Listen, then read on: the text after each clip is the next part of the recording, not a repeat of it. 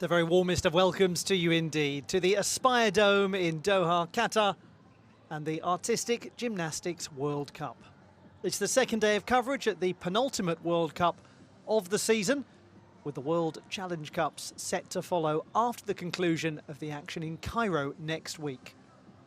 Yesterday saw some fantastic finals taking place. The women's vault and uneven bars competitions, and we also had the men's floor, pommel horse and rings finals. Today, the gentlemen will be taking to the vaulting table, the parallel bars and the horizontal bar, and the women will contest the balance beam and floor titles. Artistic gymnastics at the Aspire Dome, the venue of the 2018 World Championships.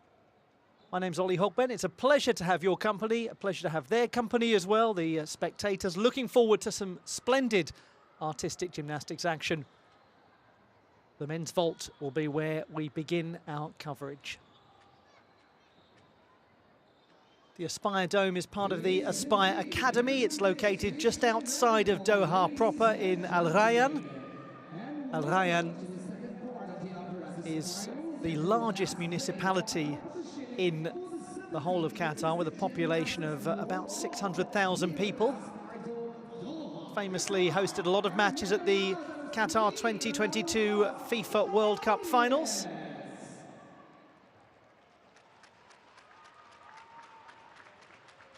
The largest settlement outside of Doha proper, but it really does blend into Doha. It comes from the Arabic word for irrigation. It used to be very much a floodplain. Indeed, Al Rayyan is still one of the most verdant parts of Qatar. This is what's coming up over the next little while. The men's vault competition, the women's balance beam, the men's parallel bars, the men's horizontal bar and the women's floor titles, all to be decided. Hope you're looking forward to it.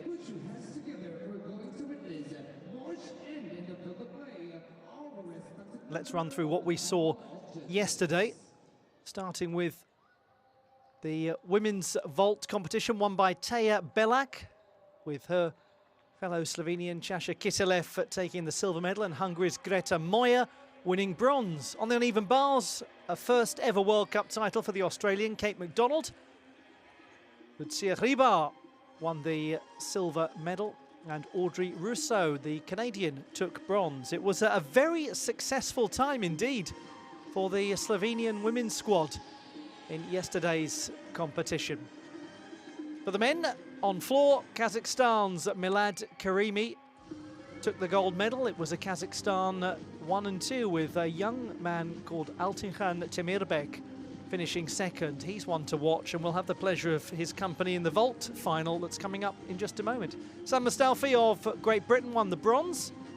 And on pommel horse, it was that young man again, Hamlet Manoukian, who took the title. Hong Yanming, another great young gymnast from the People's Republic of China, was the silver medalist, and Kazakhstan's Nariman Kurbanov won the bronze. On rings, Yo Hao of the People's Republic of China took the gold medal. One of his club mates will be competing today in the horizontal bar final. And more Armenian success for Hagen Davtyan and Arta Avatisyan, winning silver and bronze respectively in the rings competition. That was then, this is now. Here are your finalists in the men's vault competition. The opening final of 5 happening today in Doha at the Aspire Dome.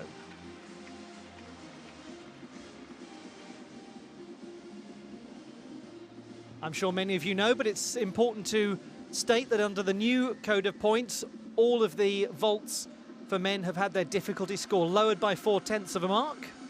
So that which was previously a 5.6 difficulty is now a 5.2. That which was a 5.2 is now a 4.8, and so on and so on.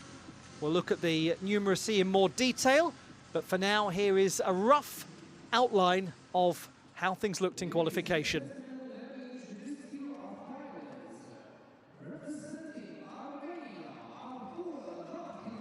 Arta Davtyan was the 3rd strongest in qualifying, but he has obviously the potential to go much higher than that. Alperen Ege Alcu of Turkey, the 7th best in the qualification round. Top man in the preliminary stage, Nazar Chiperny of Ukraine. Altinkan Temirbek of Kazakhstan was the 8th best in the preliminary round. 6th strongest in qualification, Hungary's Zilard Zavary. 5th best in qualifying, Benno Kunst of Slovenia.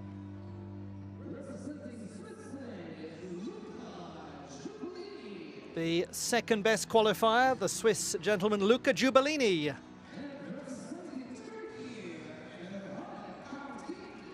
And Emirhan Katan of Turkey was the 4th best in qualification.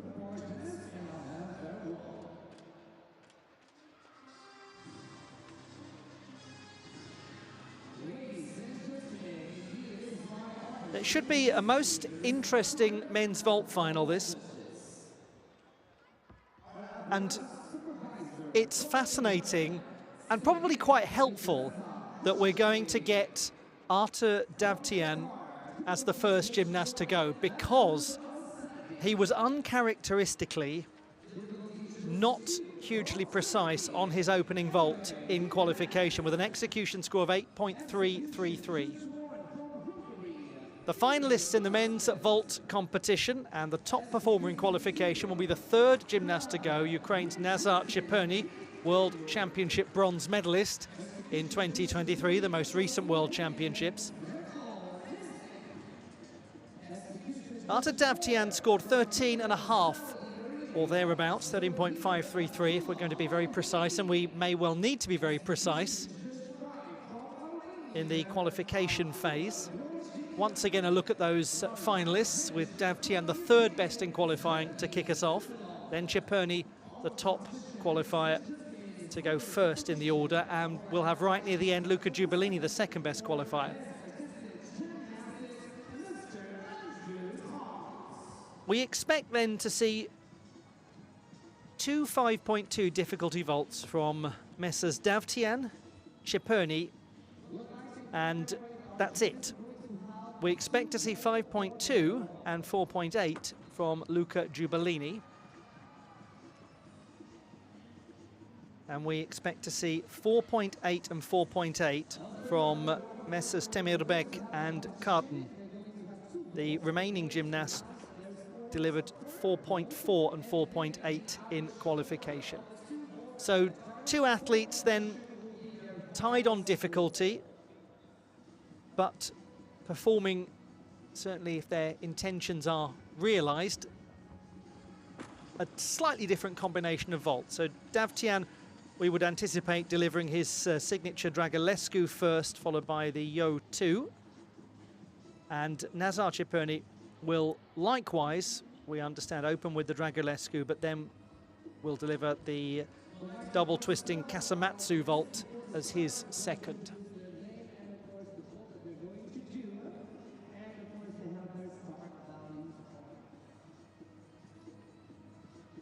In the first half of the final, Davtyan, Alju, Chiperny and Temirbek, so the 1st and 3rd qualifiers. And in the second half of the final, the 2nd and 4th qualifiers. This is therefore one of the more balanced random draws and will really keep us guessing right up until the conclusion. But as I said, that first performance from Artur Davtyan is going to tell us an awful lot. The opening vault will be hugely indicative of what sort of final we can expect.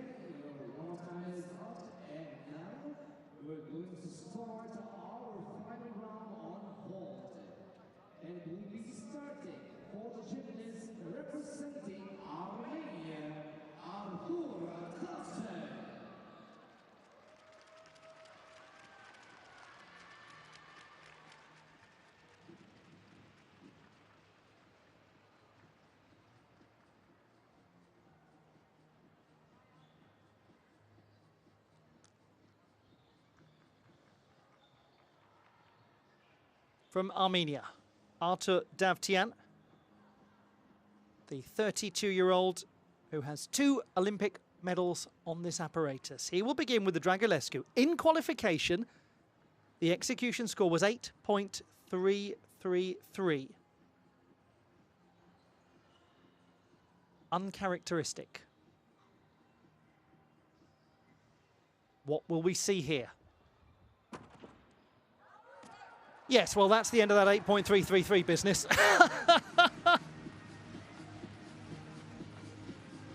Back to the way things normally are for good old Arta Davtyan.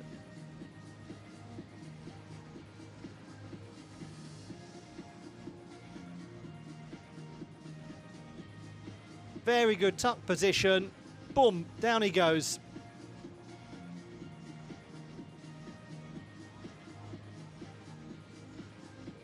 So good at keeping the chest as high as possible on his landing, which is notoriously difficult in a Dragulescu vault.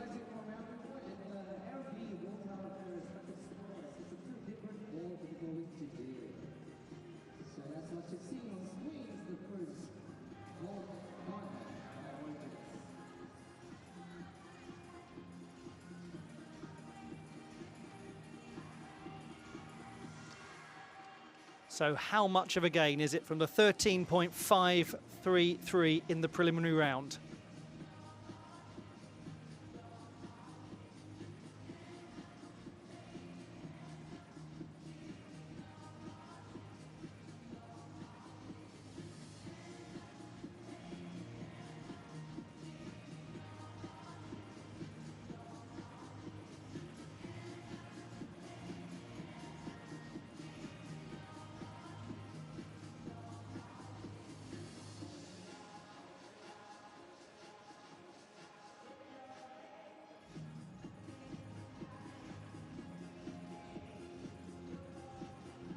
The gymnast who was the champion of the world in 2022, the first Armenian world champion.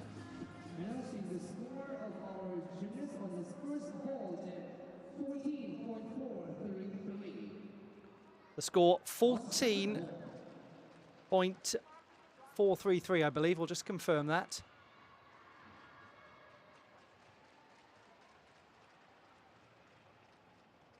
.433 indeed. So that's a gain of 9/10 of a mark from qualification. That's totally transformed the picture, and it's brought it back to the sort of image we expected.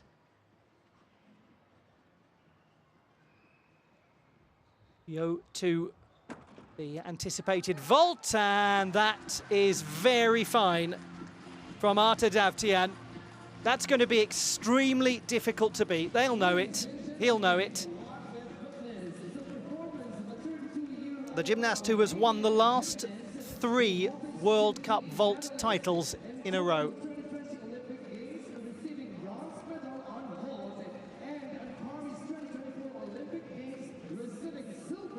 In this most interesting and more advanced chapter of his career, he's become the greatest exhibitor of beautiful form on vault in the world.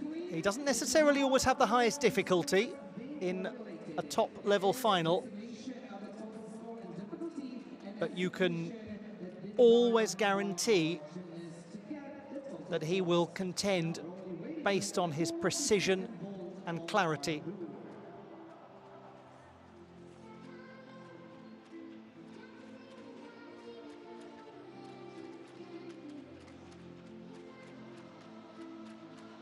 Aren't they a super squad, the Armenian men? The youngsters coming through as well. The old hands to guide them. Not that the old hands are showing any sign of going anywhere anytime soon.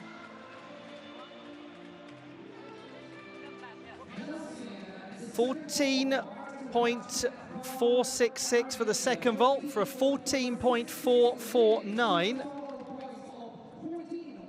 And that for Arta Davtyan is an increase of just over half a mark from qualifying. Good luck to Alperen Ege Alcu of Turkey. He's only 18, and it is his 19th birthday in just 2 days. Great young gymnast. He won a cluster of medals at the Mediterranean Championships in December in Tunis. He is indicating that the Akopian vault will be his first. That was a nice, secure display from Alperen Ege Alcu. 4.4 and 4.8 difficulty scores, what we're anticipating from him.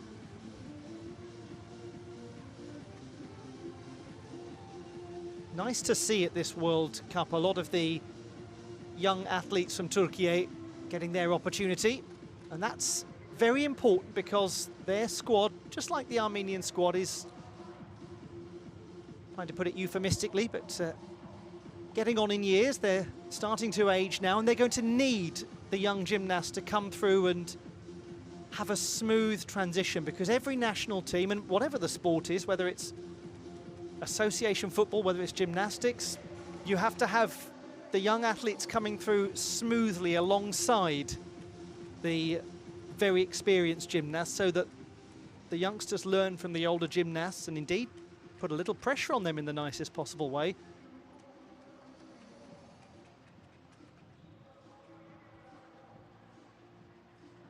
These World Cups are a great opportunity to develop your experience of top-level international competition.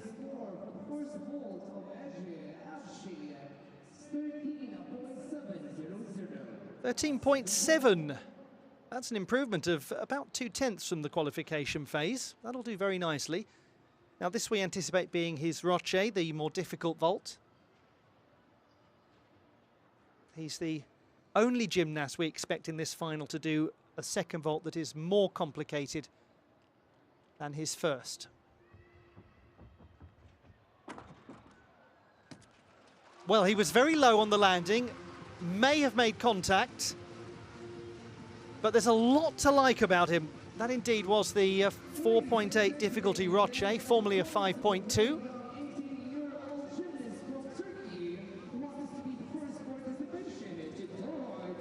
He's from the city of Bursa,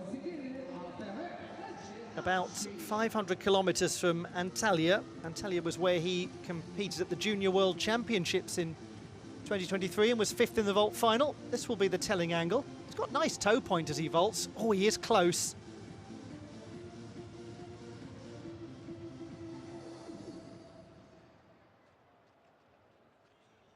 But from a form point of view, what he does is try to keep the knees in front of the body rather than out to the side in an almost straddle, semi-straddle, semi-tucked position. And to keep his toe point elegant.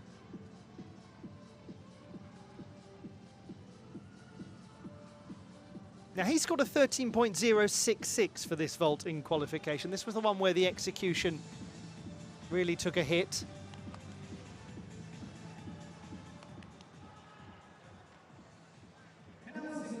And it's a 13.466 this time for 13.583. So well done to him. He's about 3/10 higher than qualification. Might help him push up the standings a little.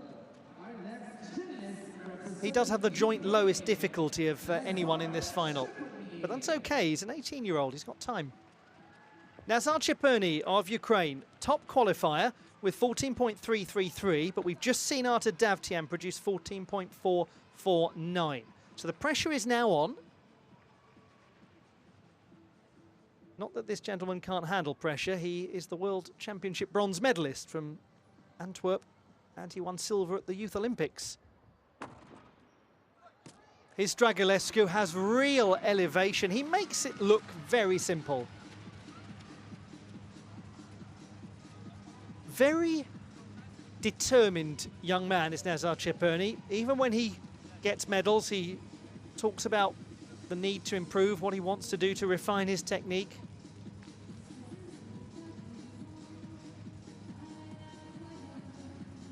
He's very upright as he lands. This will be the interesting position to scrutinise. Look at the chest position. That is almost completely upright, which for a Dragulescu is a tremendous effort. He gets around very early, opens up out of the tuck position with oodles of time.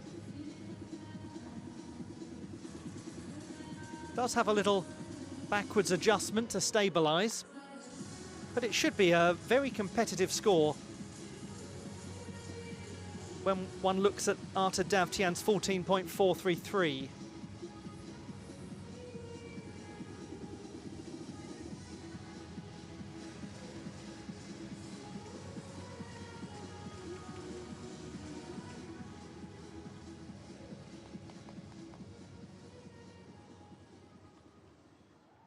Announcing the score of the first vault of Very close, 14.2. 14.200. He is only just over 2/10 shy of the score that Dav Tian produced. Now we go to his second vault.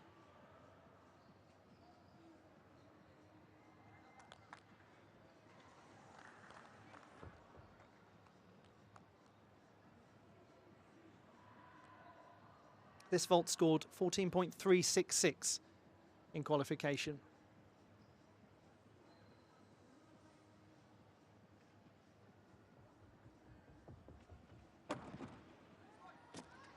Oh, did well to hold on to that. What a good piece of vaulting. So his double twisting Kasamatsu performed with a fair amount of style and power. Gosh, it's going to be close. It may well be that Dav Tian just has the edge on the execution. But it's going to be jolly good fun finding out and enjoying this vault again. Keeps his heels together well, arms wrapped nicely into the body in the twist position. Good straightness of his body as well. As he lands, he keeps the feet fairly planted, albeit with some upper body stabilization in a fairly piked position.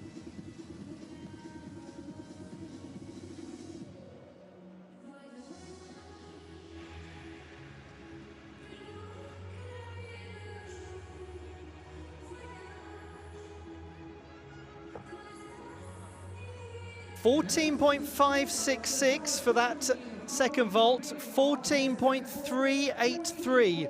So he's in second place. As I suspected, Dav Tian just edging it, but that second vault, the single best score that we've seen so far. Really high execution, 9.366.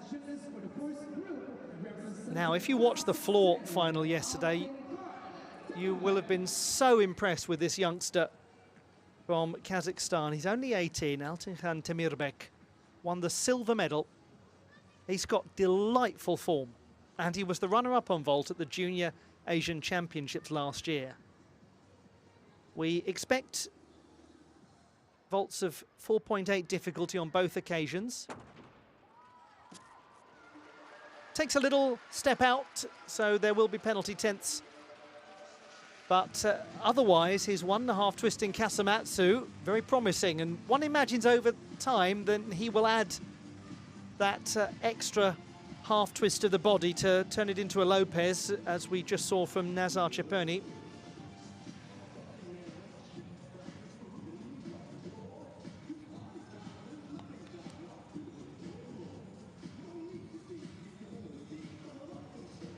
He's got a little drift, hasn't he, as he comes off the table. He's already starting to work his way towards the periphery of the tram lines. And from a form point of view, just have a look at the lower legs. There's a bit of windmilling, a slight crossover almost.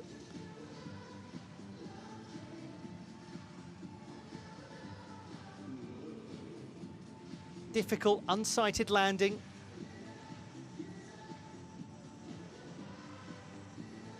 He did have a 10th penalty in the qualification phase as well. So indicative that that is a trend that he's having to deal with, that sideways drift.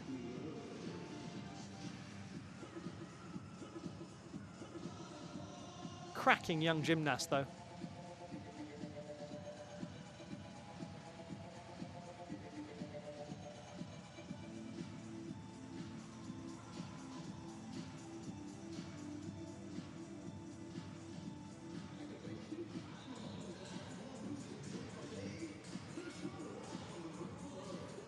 Announcing the score of the first vault of Altinhan Temirbek from Kazakhstan, 13.566. 13.566, that's exactly the same as qualification.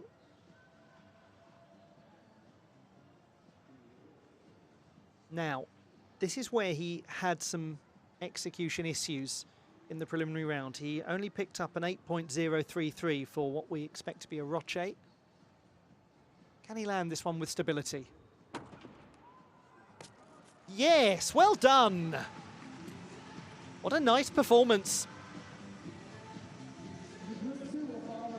That's very good to see from Altan Kantemirbek. That'll certainly be a lot higher than the 12.833 he was awarded in the preliminary stage. And a nice bit of sporting spirit there as he shakes the hands of the Hungarians who are next to go.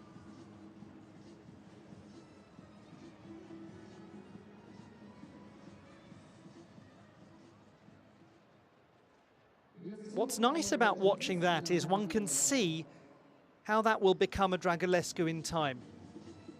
Just as is the case with his 1.5 Kasamatsu. You can see how that's going to become a Lopez.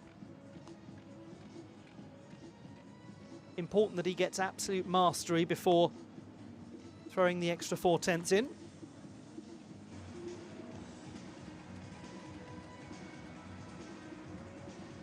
Nice to see a lot of the gymnasts who've already competed sitting in the crowd and enjoying the action. 13.633, 13.599, the average score, and he has gained 4/10 from qualifying, so that's a very significant increase.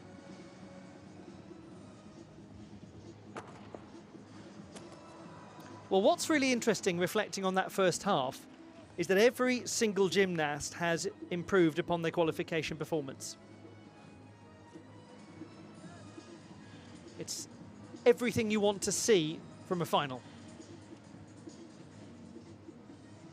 And it asks a lot now of Luca Giubellini, who was the second best qualifier with 13.983. That would still be enough as things stand to put him into the silver medal position. What Giubellini has working against him, and that's not meant as a criticism in any way, it's just simply that he doesn't have as much difficulty as Davtyan and Ciperni. He has, we expect, a 5.2 and a 4.8, so he's giving away, if you will, 4/10 from the very start. But what he does is perform those vaults very elegantly.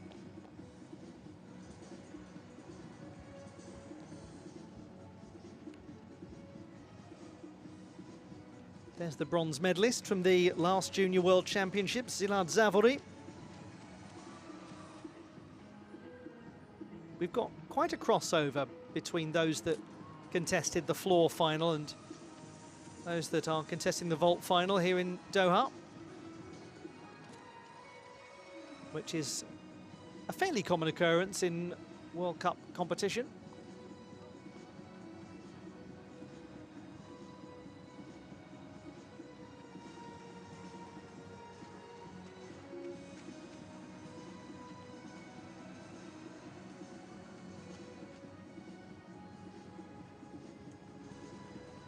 What a privilege it is for us to get to watch so many Olympians, like the young man from Switzerland, Luca Giubellini. Had that incredibly memorable moment. I mean, memorable is probably an entirely inadequate way to describe it, but it's the best I can envisage with no comparison points. But that experience of competing at the Olympic Games with his brother in the team with him. And Nazar Ciperni has challenged the score. Gymnasts, your warm-up time is out. And now, ladies and gentlemen, let's continue our apparatus finals on vault with our gymnast representing Hungary, Szilárd Závory. I'll update you if there are any changes. Szilárd Závory of Hungary.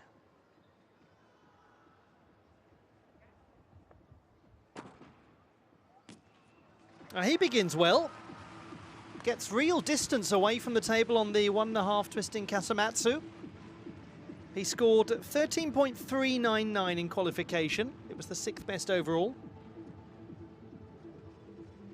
He won a medal on vault at the Masters Championships of Hungary towards the end of last year.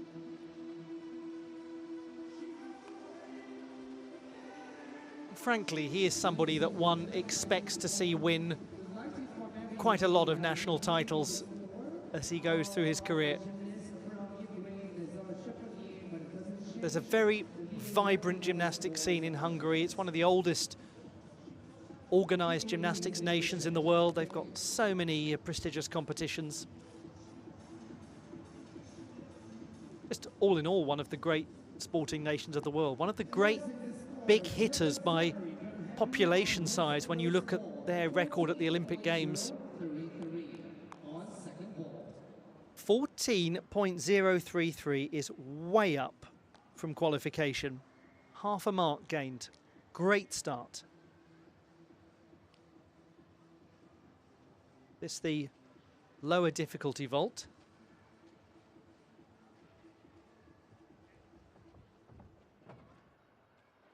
And he performs the Yurchenko vault with a double twist. Lots to like, lots to be encouraged by. Lots still to come from Szilárd Závory. Ladies and gentlemen, that is the performance of a 19-year-old gymnast from Hungary who happens to be part of He is one of 3 teenagers in this final, along with the youngest, Altinkan Temirbek, and Emirhan Kartan, who will be the last to go.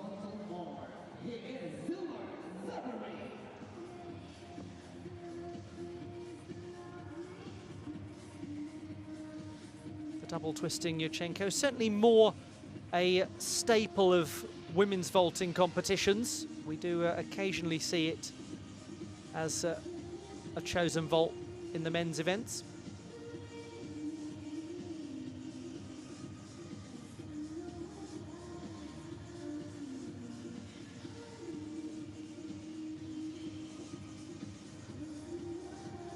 Always a nice vault to watch.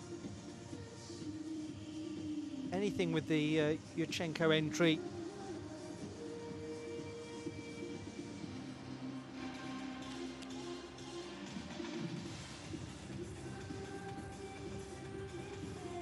He looks very satisfied with that display, looks very relaxed now.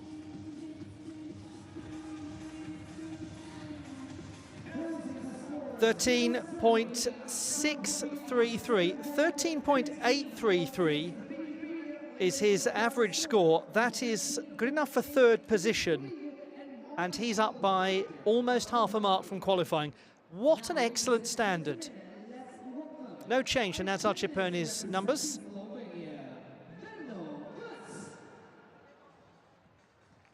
We've got ourselves a really fine vault competition here.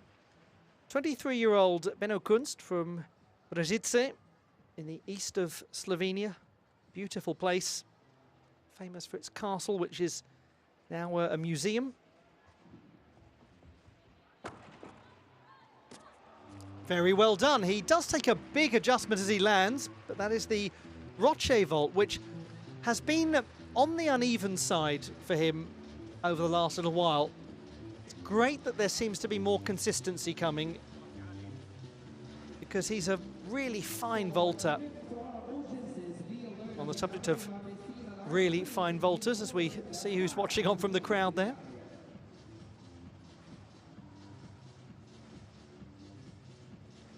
He's a little overcooked as he lands.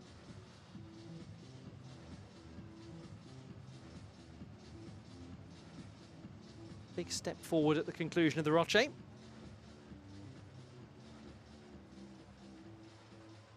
Lots of time in the air.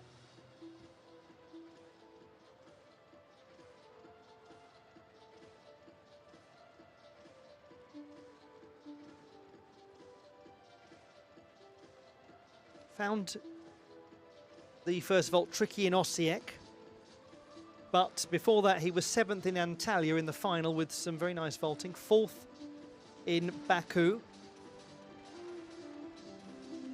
Certainly getting there, isn't he?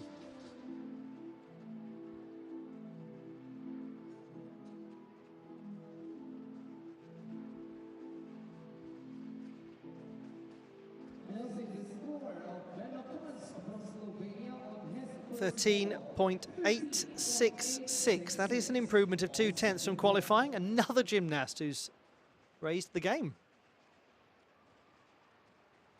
Young fans thoroughly enjoying what they're seeing. I hope you are too. And let's see vault number 2 from Benno Kunst, the university student.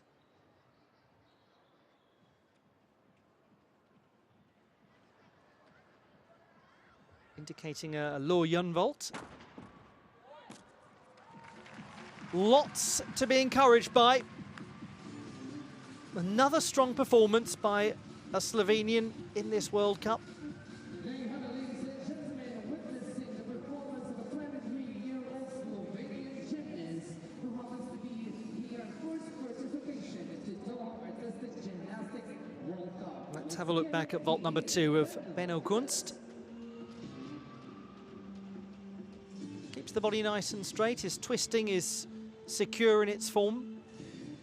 His landing adjustment not anything like as pronounced as the opening vault.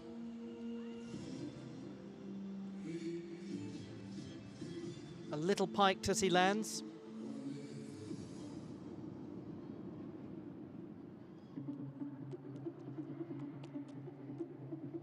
But that's a very secure outing in this final.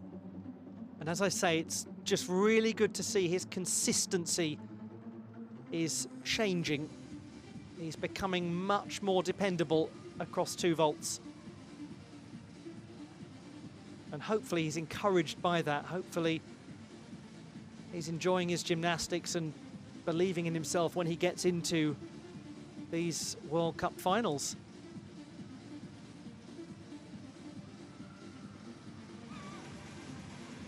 He's certainly somebody that one expects to see on a podium in World Cup or World Challenge Cup vaulting at some point soon.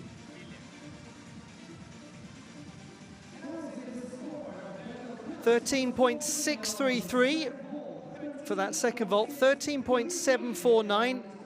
And again, he is up from qualification. That's a gain of almost 0.3. Really terrific to see all of these gymnasts producing such impressive vaulting. Now we go to the 22-year-old from Rebstein in the far northeast of Switzerland, the Olympian from Paris, along with his brother Matteo, who's competing here in this World Cup. We'll see him later. But first of all, we are going to see from Luca Giubellini. Well, he actually did go for the Roche in the end. He was indicating on the border a Dragulescu. And that's why I just paused for a moment, because in qualification he performed a Roche.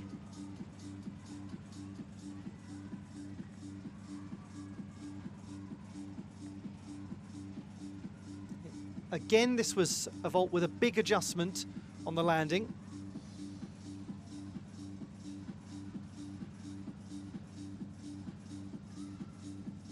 That will carry quite a lot of execution deductions.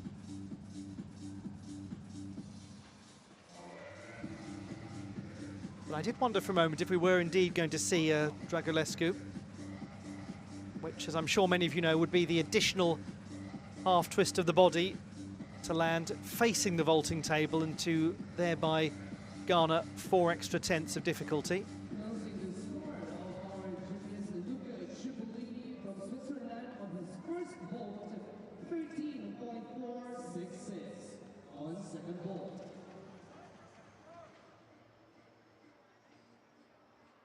So the score is 13.466. Now, I believe he's changed his order around from qualification. That scored 13.766 in the preliminary round.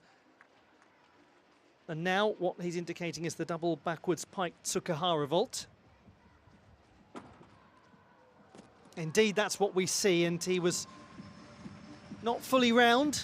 That's the more difficult vault, the Lu Yufu vault.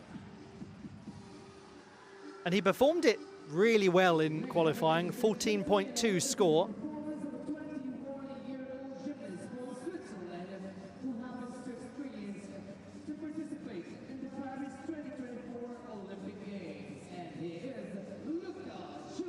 He is part of a good young crop coming through from Switzerland, many of whom are here in this Doha World Cup.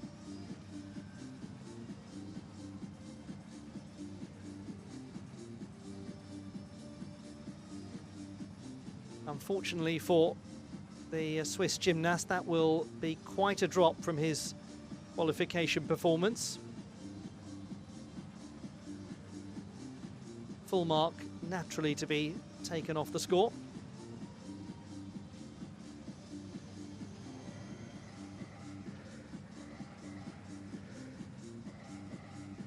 And he was the second best in the preliminary round. Hard to get the rotation of the body in the pike position. The body naturally doesn't move around so quickly when the position is piked rather than tucked.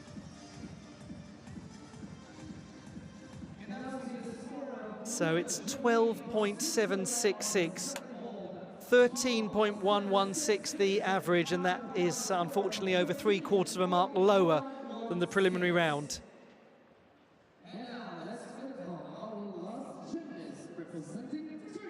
Still leading Arta Davtyan.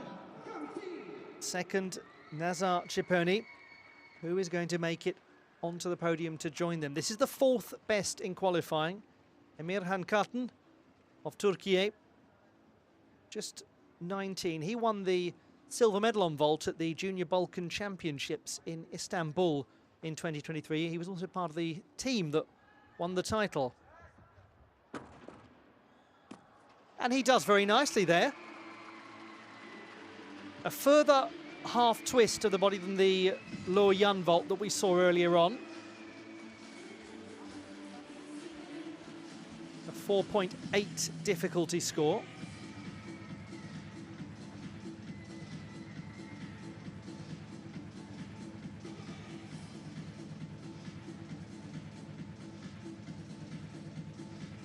Nice and upright, little hop forwards.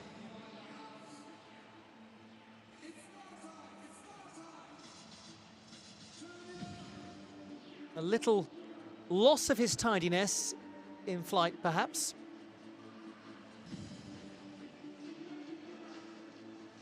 But he's on the right lines.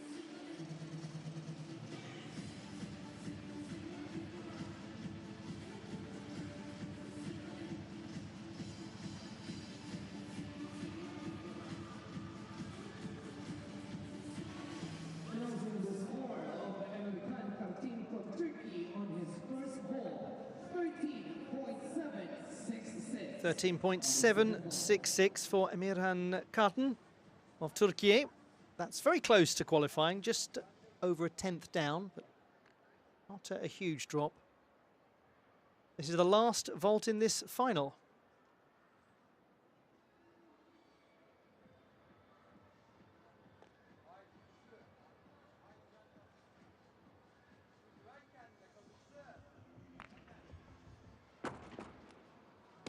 Well, that was very good, and it's more difficult than qualification. Golly, that was very exciting from Emirhan Kartan. Now, he performed, I believe, a roche in qualifying, but on this occasion he's using the piked position. The roche, as I'm sure many of you know, being the tucked variation. Well.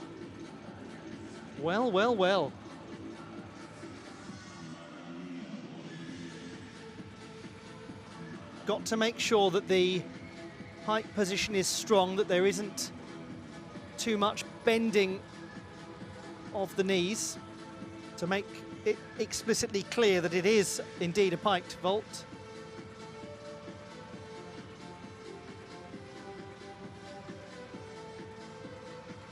Otherwise, if you don't have it as a pike position, you will be drawing a Blanik. That was an appalling piece of wordplay. But that's the only way I can do things.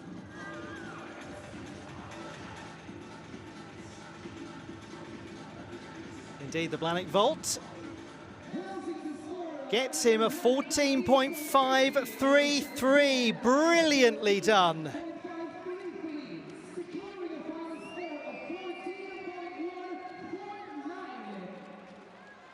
He's done fantastically to win the bronze medal. How exciting to see that from the young gymnast. More difficult than his qualification performance, and it was beautifully executed, that Blahnik vault.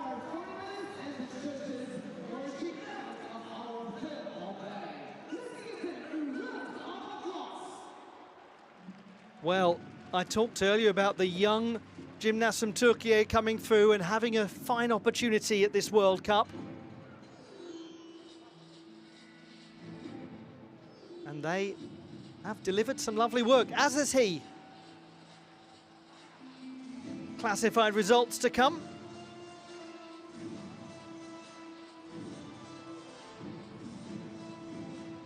Emirhan Kardan of Turkey winning the bronze medal. Those are the starters. We'll just go back to those classified results if we can in a moment. Silver won by Nazar Chipurni and gold to Arta Davtyan. And if we don't see the numbers again, I'll run you through them anyway.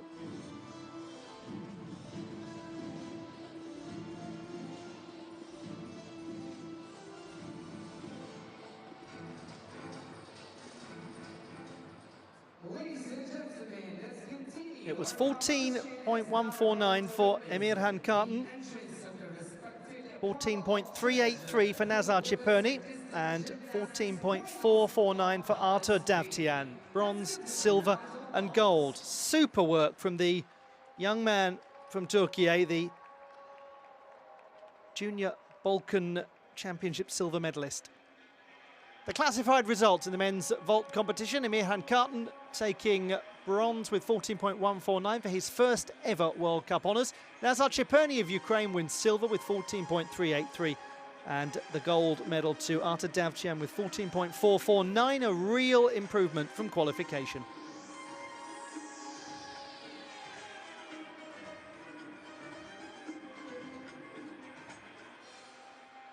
To the women's competition.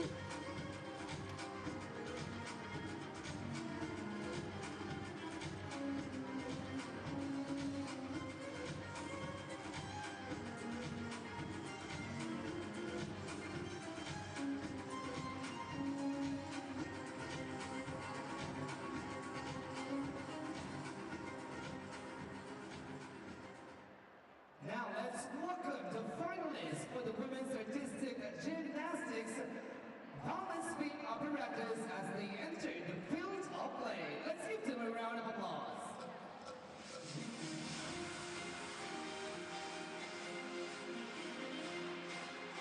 The finalists in the balance beam competition.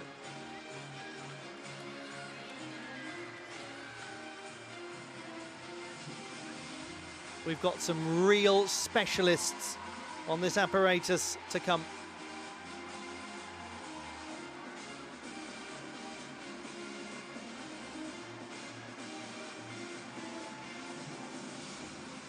This should be a final of real quality. We've got Commonwealth champions, we've got Olympians, national champions.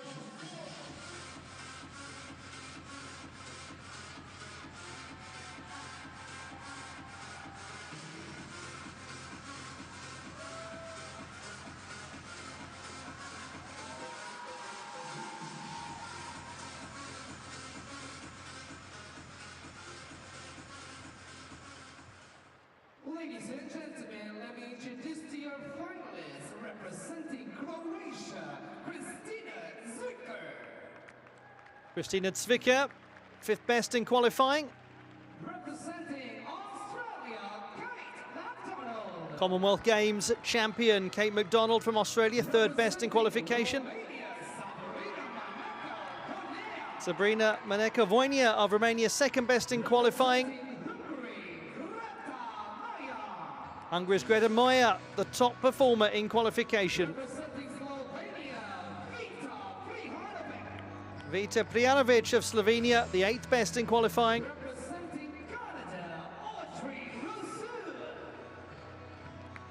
Canada's Audrey Rousseau, 7th best in qualifying.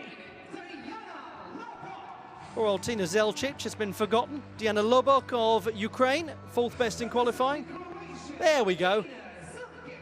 You can't forget Tina Zelčić, 6th best in qualifying. She is one of the most well-known balance beam specialists in World Cup competition. It's amazing, actually. That's the 2nd time that's happened to Audrey Rousseau in this event, because yesterday she was introduced one too early at the expense of June McDonald on the uneven bars. So old Audrey Rousseau must be thinking, why is it always happening to me?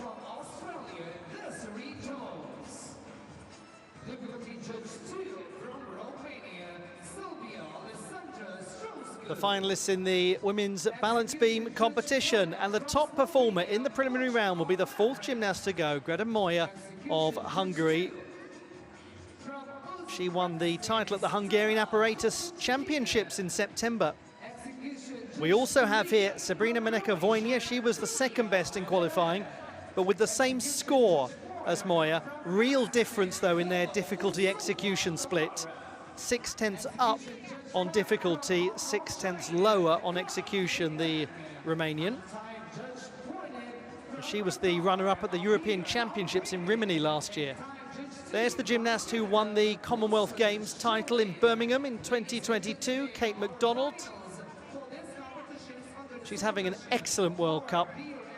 Gold medalist on the uneven bars with one of the most beautiful Kachevs you will ever have seen. And I'm not hyperbolizing when I say that. Go and watch it. It was sensational. She nearly hit her head on the roof of the building.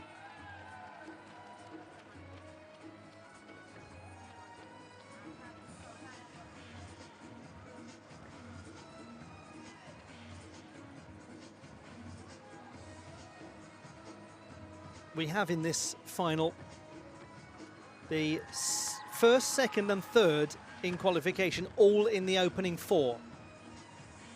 So we'll have a very interesting picture at the halfway stage.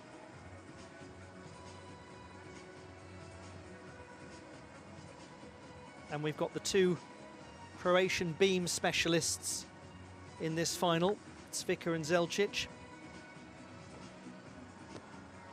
I mentioned yesterday that Greta Moya is somebody that we really associate with World Cup vault finals, but that she is an excellent all-around gymnast and a very fine performer on beam, and this is the reminder of that in case we needed it.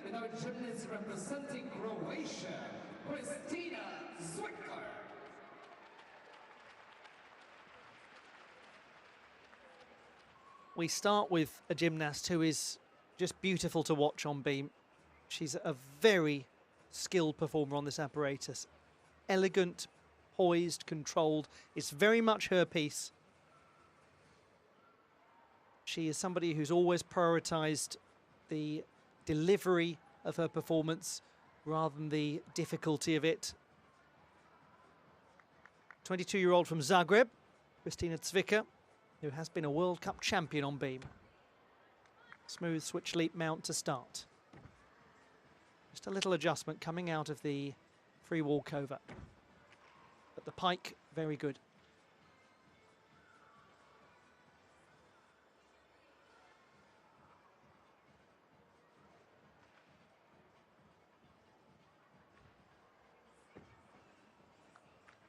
No realignment needed. Smooth.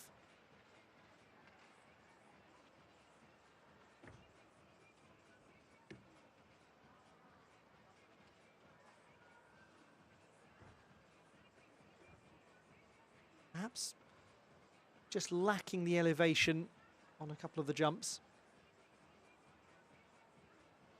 but with little to speak of in terms of restabilization.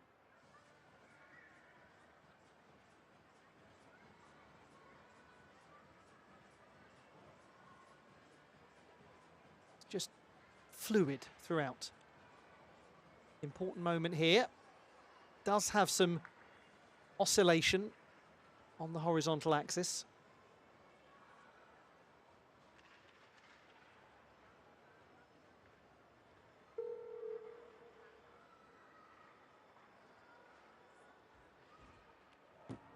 and concludes her routine with a dismount from the Gaynor family. It is one of life's pleasures watching Kristina Zwicka on beam, because you feel very relaxed when she's performing. There are some gymnasts who make a balance beam look like it's about 5 times the width that it actually is, and generally speaking, that's what you get from Zwicka. It means that she gives off an air of real confidence, and one tends to feel that when she performs. You feel it yourself as you watch.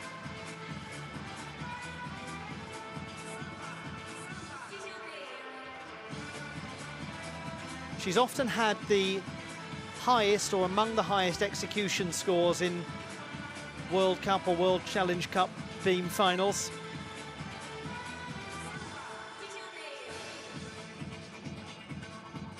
It's a little lack of symmetry of the body in the tuck position. One knee much higher than t'other.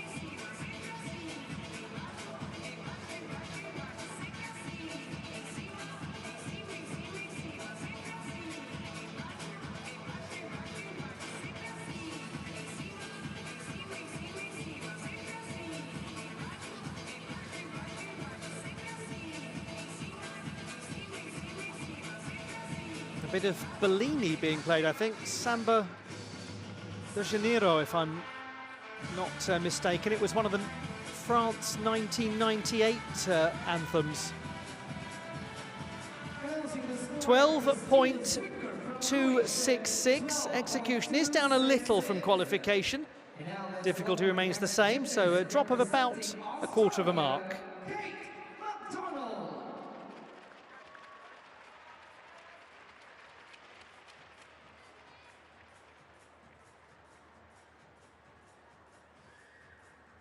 The reigning Commonwealth Games balance beam champion, Kate MacDonald, the Australian who won the uneven bars title yesterday. She's having a very fine competition. Switch leap mount to begin. Third best in qualifying, 12.833.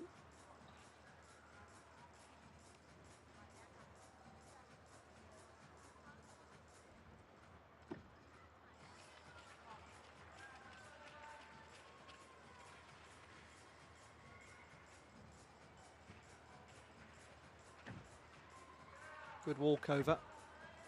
Powerful attack off the jump, really hitting the position.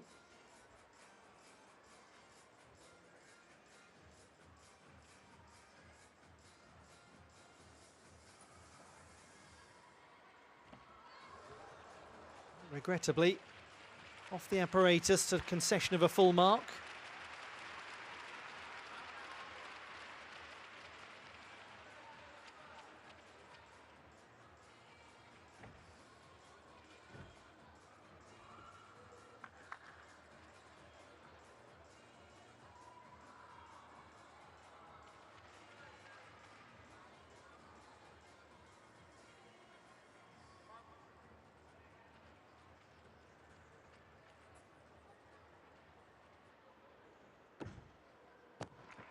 Oh, that's unfortunate. Just comes to ground on the dismount. Again, just as we saw on the bars yesterday, enormous amplitude from MacDonald. Not quite on this occasion. You do have to admire so much the way she attacks her skills, the conviction with which she performs. Great athlete. As I mentioned yesterday, she's an extremely good surfer as well. And you do have to think about actually the possible transfer of skills, the ability to keep one's balance, use the whole body to master a surfboard. We've had gymnasts in the past, like Barbara Markosheva, who have been very skilled snowboarders and have performed very well on beam. There's an example of what I would call that real attack of her skills.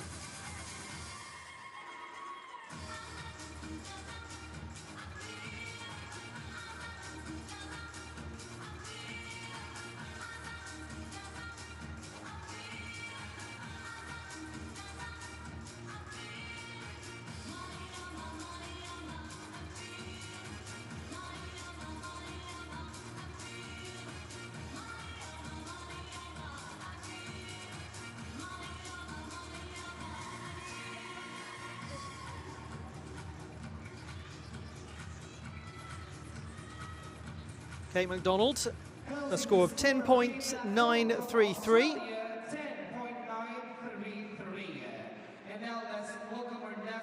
Nonetheless, really fine weekend for her, taking her first World Cup gold. Hugely popular gymnast from Romania, Olympian Sabrina Maneka-Voinea. 17-year-old was the second best in qualification, and she was the runner-up on beam at the European Championships last year. It was in this place that she, oh goodness me, that was just fantastic. I had to interrupt myself. Oh, what a shame. Right after the extremely complicated acrobatic series. She nonetheless has the sort of difficulty that could see her contend for honours even if she comes off the apparatus once.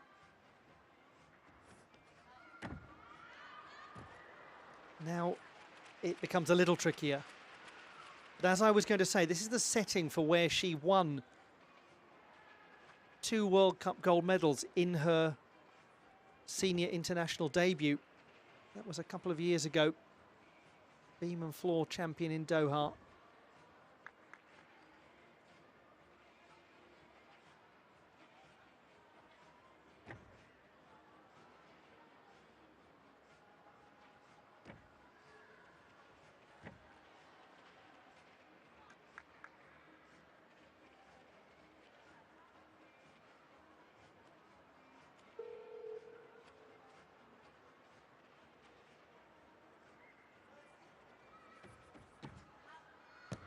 I mean, the difficulty in that routine is fabulous, and most of it was executed wonderfully. The skill selection is complicated, very complicated. A 5.8 difficulty score in qualification was 4/10 stronger than the second highest difficulty score, and verging on a mark higher than everybody but Diana Lobok, who was at a 5.4.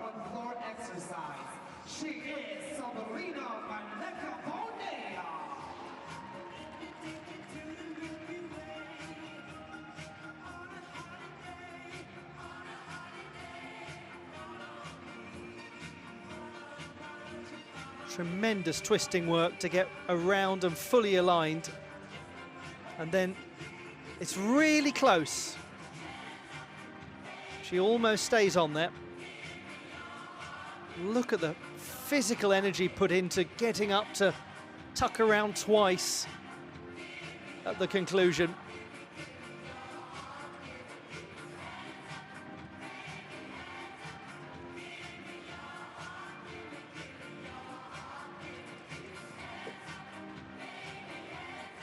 Incredible young athlete.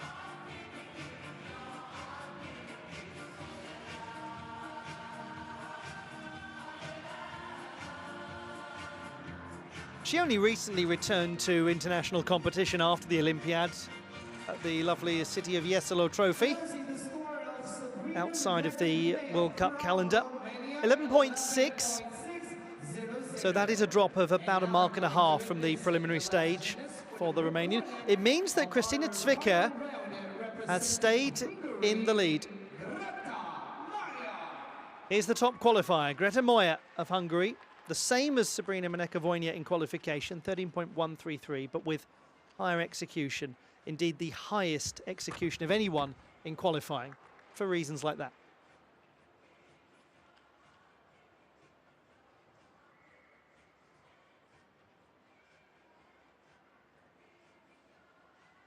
That's good stability in the wolf turns.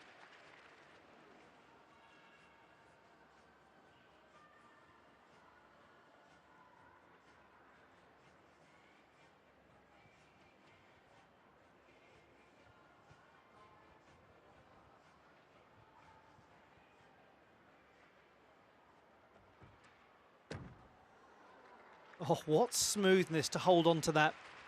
Brilliant instinctive adjustment. Minimising the deductions. Well, she's making an excellent case to go into the gold medal position here. Side aerial, well performed.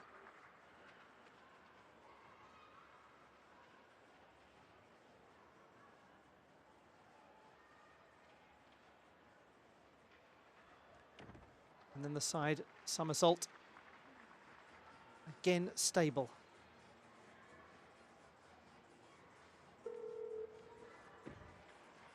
Oh, what a gorgeous double pike to conclude.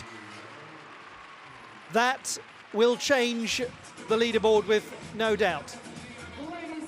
Brilliant display from Grete Moyer, the reigning beam apparatus champion.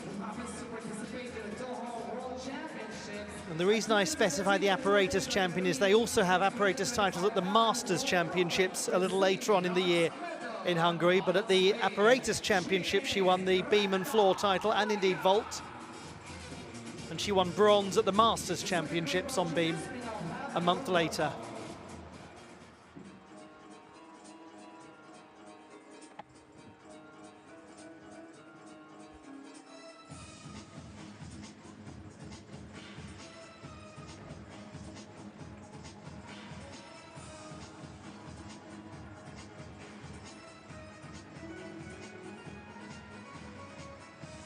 The trajectory of that was so good. And then the double pike conclusion.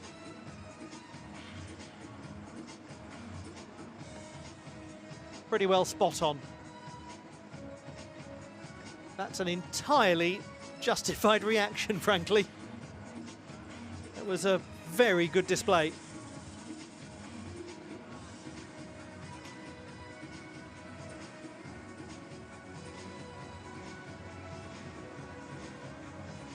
Her work done, and done extremely well. Grete Moyer of Hungary.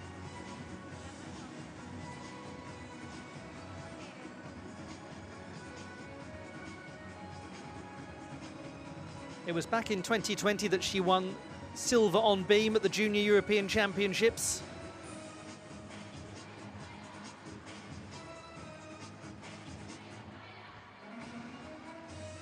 She's yet to win a gold medal on beam in a World Cup or World Challenge Cup, and indeed she's yet to win a World Cup gold medal.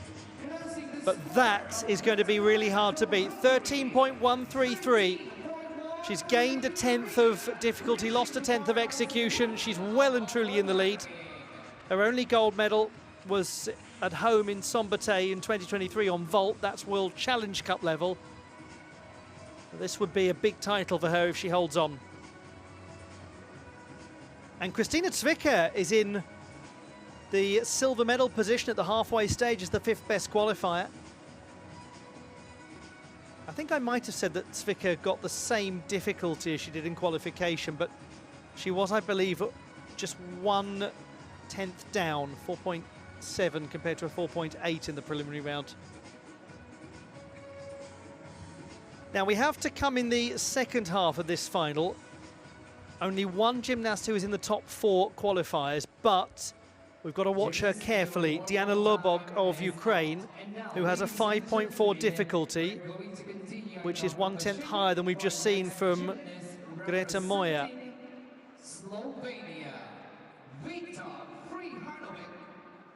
Really well done to this young athlete from Slovenia, Vita Prijanovic.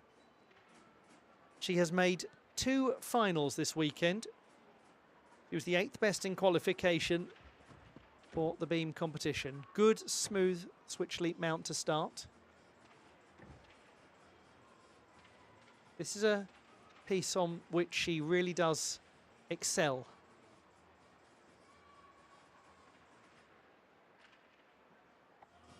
Sadly, the hands going down on the apparatus and curtailing the wolf turns.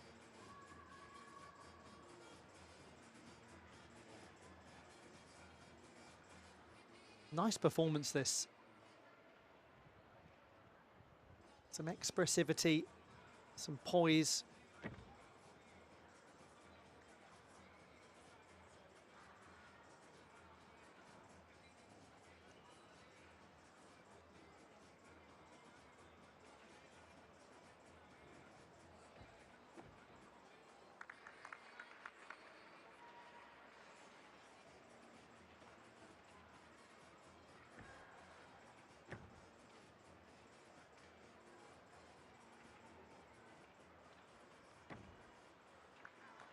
Stabilises the side, Somi.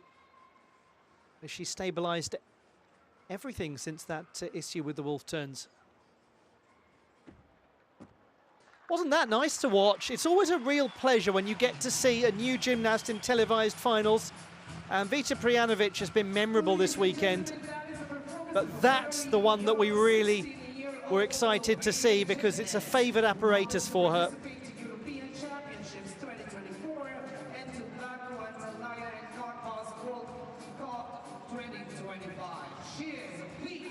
She has competed at the Junior Balkan Championships.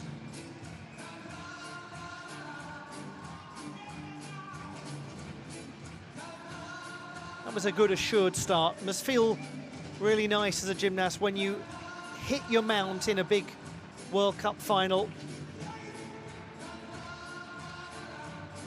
This is where, unfortunately, she needs to grasp the beam for stability to avoid coming off and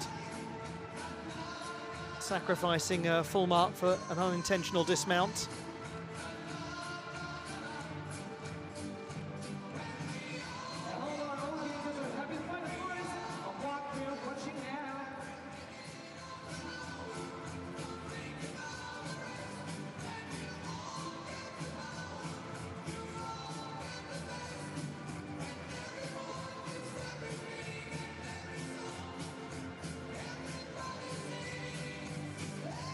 Twisting with assurance to conclude as well.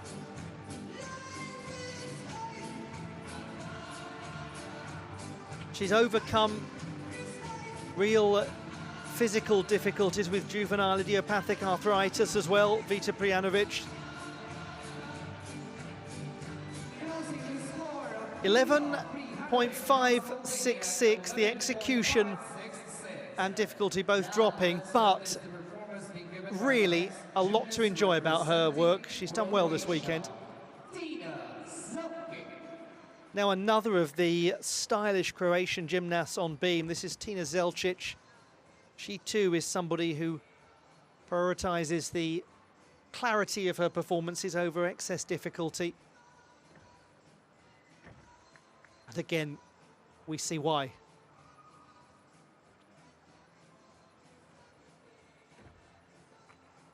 Minimal adjustment, well managed. Delightful.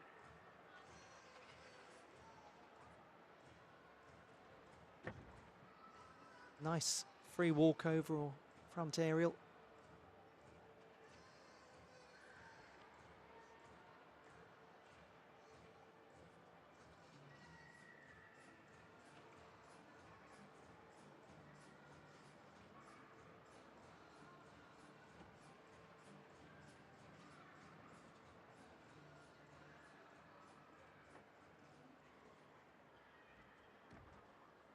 Side aerial, again, had good form. That was very good, wasn't it, from Tina Zelčić of Croatia.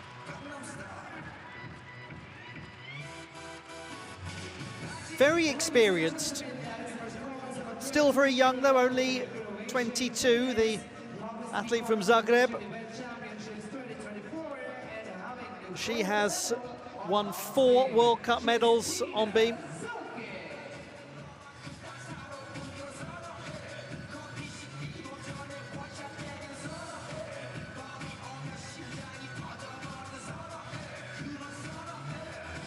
Almost necessary to repeat what I said about Kristina Cvica, that sense of confidence you feel when you watch Tina Zelčić, of somebody who really has an assured relationship with this apparatus, who knows where the beam is at all times, who's fully confident in her ability to get through a routine smoothly.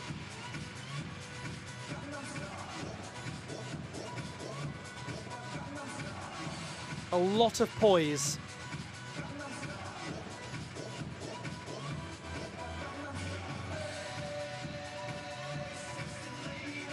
There's absolutely going to be one or more Croatians in contention going into the conclusion of this competition.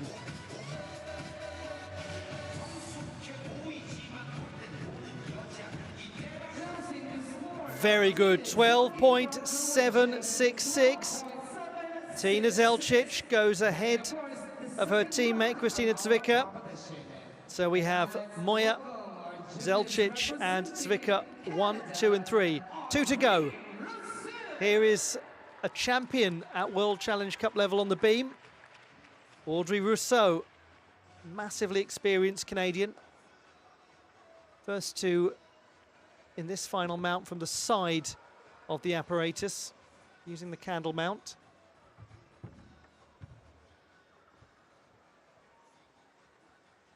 She won bronze on the uneven bars yesterday for her first World Cup medal since that triumph in Turkey in Mersin in 2019.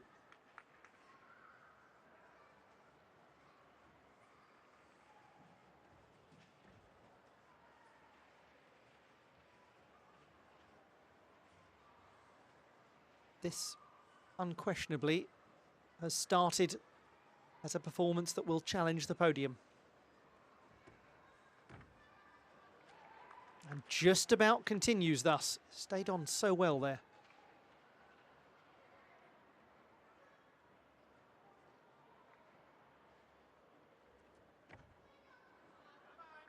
Little adjustment coming out of the free walkover.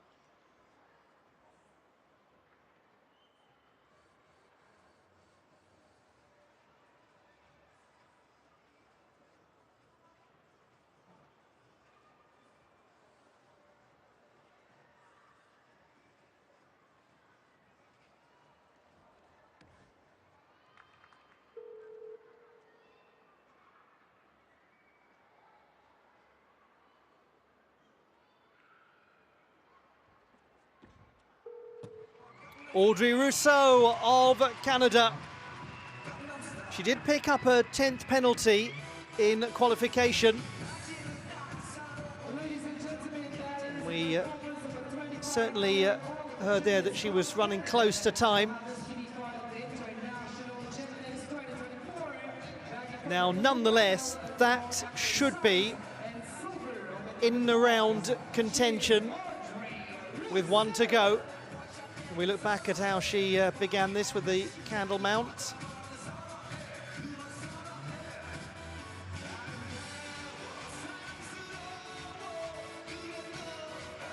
Just slid the feet round there to make sure that she was aligned. Had a few little moments like that that were well controlled, that just shows the competition experience she has.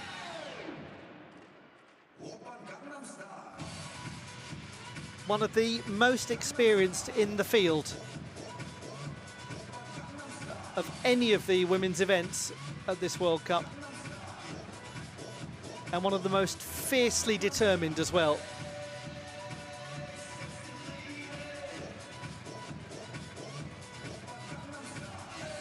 From the great centre for gymnastics that is Quebec. First competed at the World Championships in 2015. It's a great centre for lots of things, including figure skating as well. 12.266. She just about misses out, and that 1/10 again for penalties going over time is the key determining factor. We have 1 to go, and as things stand, it is Cvica who will receive bronze, Zelcic who will receive silver, and Moya who will receive gold. But Diana Lobok scored 12.566 in qualification and has the difficulty to challenge for the podium.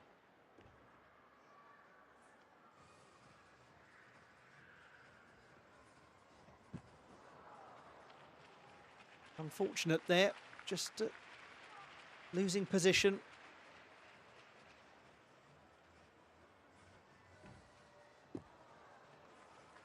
Sadly now 2 full marks gone from the score.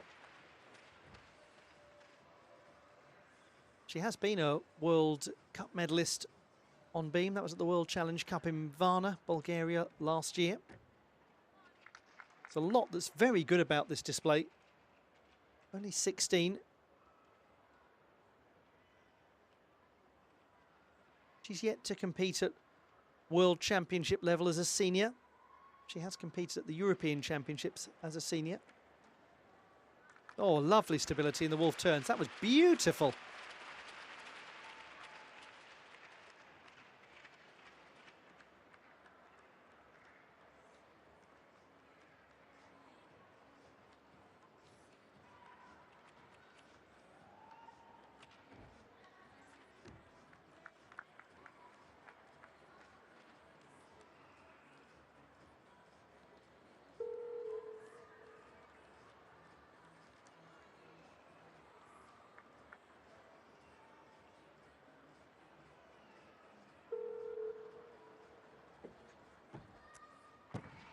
And a very powerful dismount from Diana Lobok of Ukraine. Regrettable that she had those two unintentional dismounts from the beam. She'll know that that means that the title is hers, but she will, as is sporting, decline to celebrate until the result is in. Championships 2024 will bring some gold medal on balance beam, gold medal floor exercise, and bronze medal on uneven bars. She is Diana Lobok. Diana Lobok is the reigning all-around beam and floor champion of Ukraine.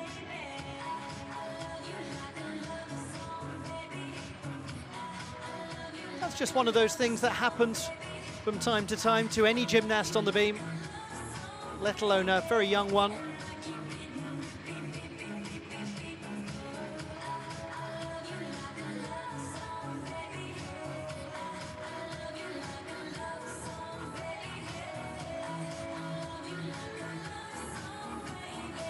Wonderful wolf turns, great technique, working nicely in releve.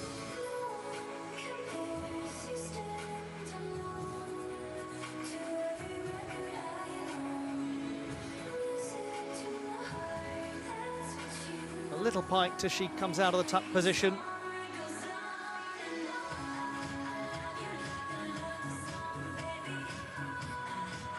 Huge potential, that's clear.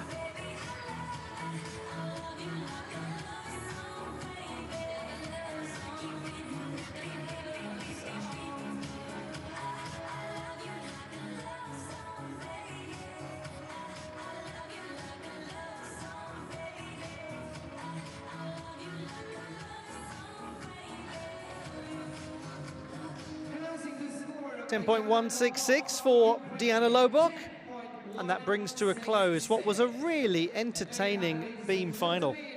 completing our final round on balance beam. Let's witness our Congratulations to Greta Moya of Hungary. She's won that by a good margin of close to 4/10.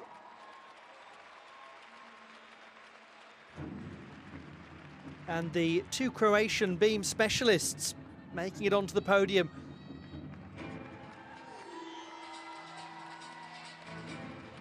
The classified results in the women's balance beam final. Kristina Cviker of Croatia taking the bronze medal, her first appearance on a World Cup podium in 4.5 years. Tina Zelcic, her teammate, winning the silver medal, her second World Cup silver. And Greta Moya wins her first World Cup title on beam. And it was a wonderful performance.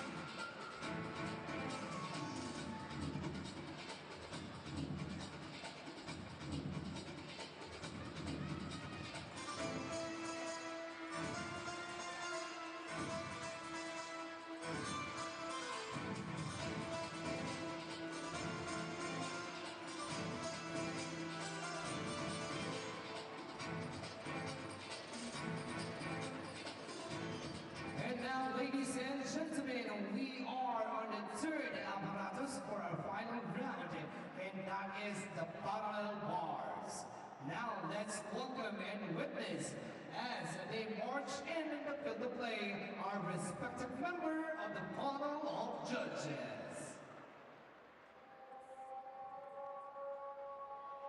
The men's parallel bars final is next at the Doha World Cup, taking place at the Aspire Dome in Al Rayyan, just in the outskirts of Doha itself, very much its own municipality, but one that blends into the capital city of Qatar. Aspire is an important name in Qatar. It's connected to the Aspire Academy, which was set up many years ago to try to foster stronger domestic performances, domestic development in sport in this nation, and also education too.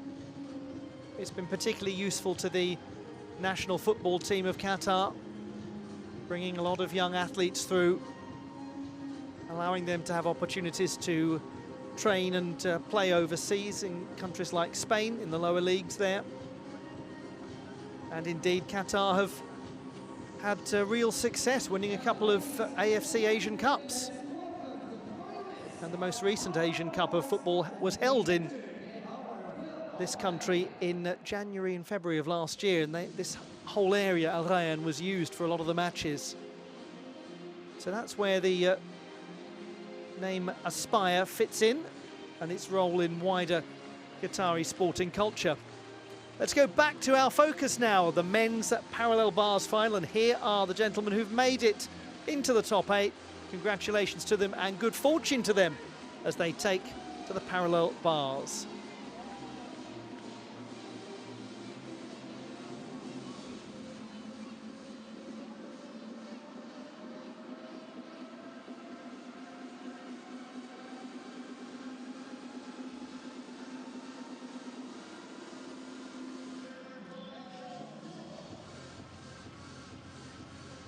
There is the top man in the qualification round. He'll be the first to go.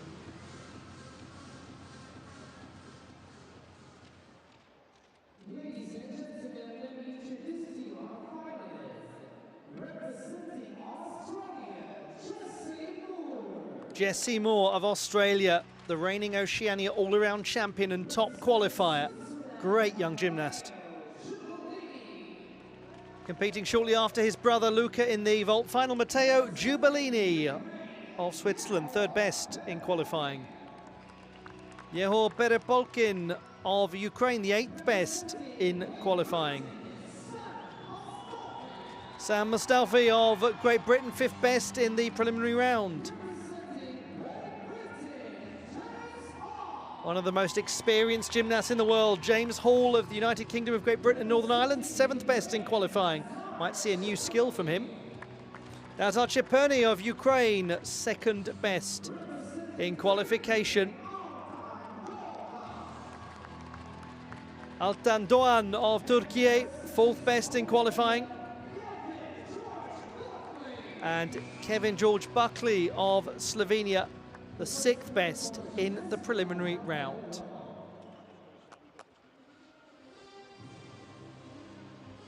We're in for an intriguing men's parallel bars final now. Top in qualifying was Jessie Moore with 13.933, and he will open this final. Second best was Nazar Cheperny, the Ukrainian, scoring only a fraction lower than Jessie Moore, 13.9 to that 13.333. The finalists in the men's parallel bars competition at the World Cup in Doha. Top qualifier, Jessie Moore of Australia. He will open the final and try to pressurise the rest of the pack, including Nazar Cheperny, the Ukrainian, who was the 2nd best in the preliminary stage. Hope you're enjoying all of the action so far. It's a real pleasure to have your company at the Aspire Dome in Doha as these athletes aspire for a place on the podium, and he aspires for his first World Cup honours. And he's right to aspire for that, Jessie Moore. He's right to be ambitious because he's an excellent prospect.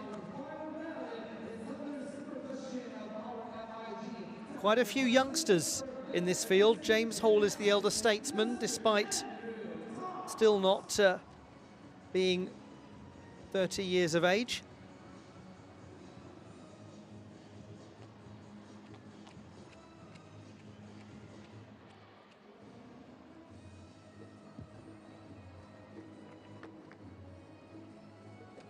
always worth restating as we're just into a new code of points now, that for men, all of the exercises that previously required 10 counting skills are down to 8.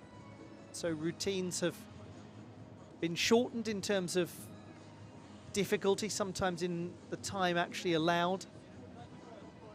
The idea being that the routines, particularly on floor, should not be a race to the finish, shouldn't be a series of almost sprinted tumbling passes.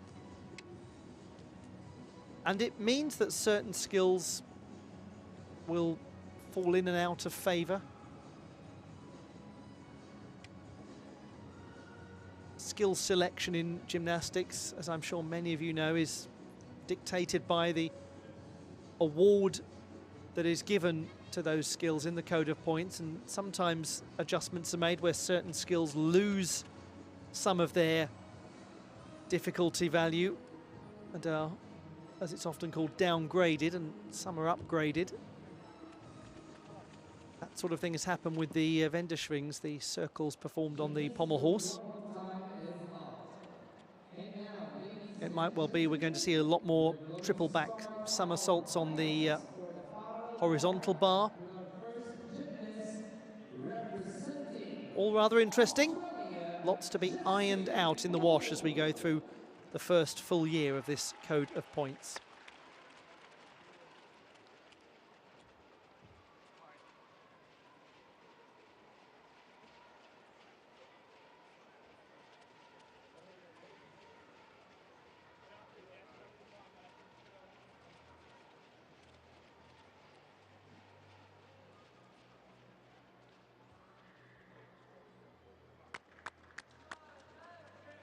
Jessie Moore of Australia, the all-around champion of a continent,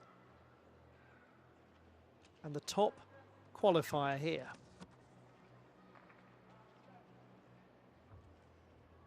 Into his first handstand. Tidy there too. Nice geometry so far.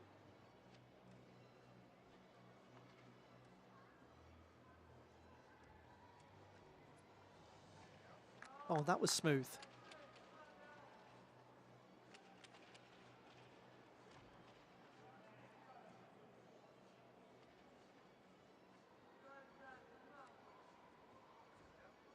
Good Diamondov.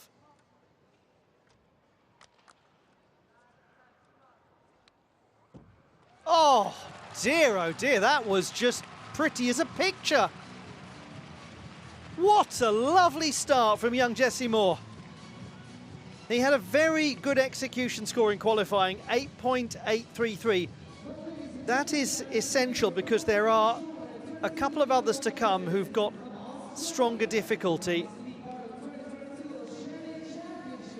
And he really has performed a delightful piece of gymnastics. Very elegant.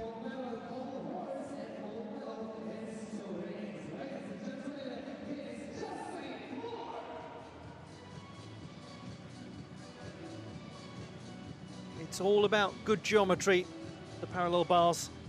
Hitting your positions initially rather than taking adjustments, resets, etc. And positionally there, Moore was clear throughout at the first time of asking. How good that will feel after the problems he had in Croatia at the most recent World Cup. Absolutely right.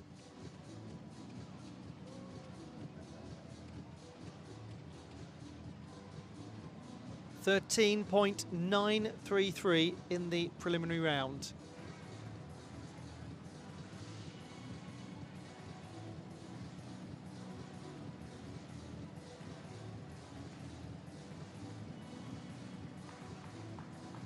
Oh, yes.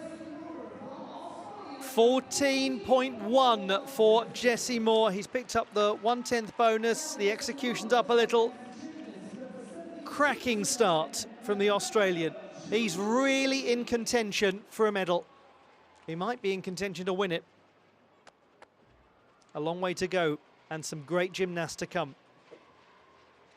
Matteo Giubellini of Switzerland, the 20-year-old who made his Olympic debut in Paris despite not having competed at the World Championships as a senior.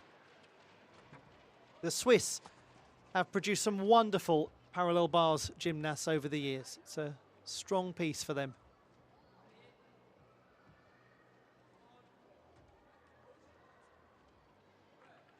He's got very smooth work on this apparatus. His leg form is excellent.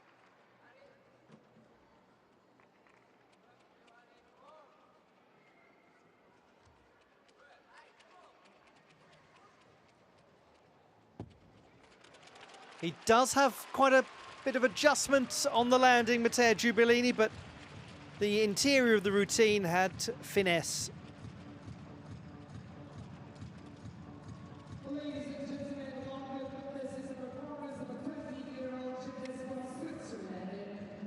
The great Giubellini name.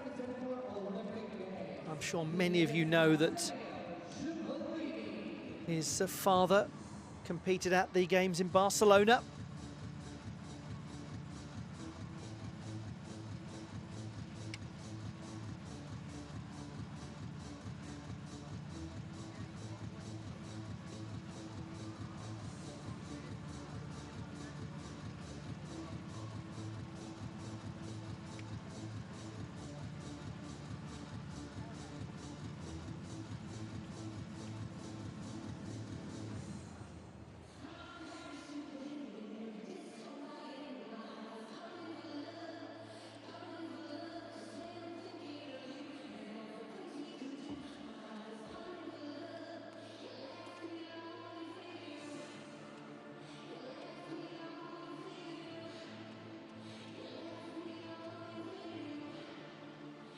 There will be a little cost from that landing deduction, or that landing stabilization, I should say.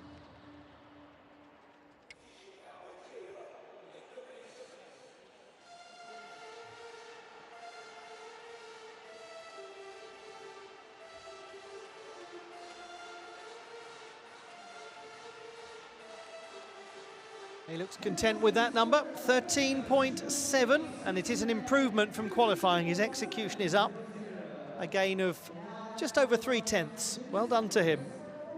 Nice young gymnast to watch.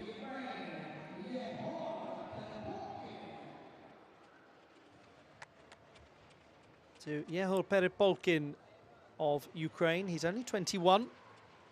Won 2 silver medals at the national championships last year. First time that he's been in a World Cup final.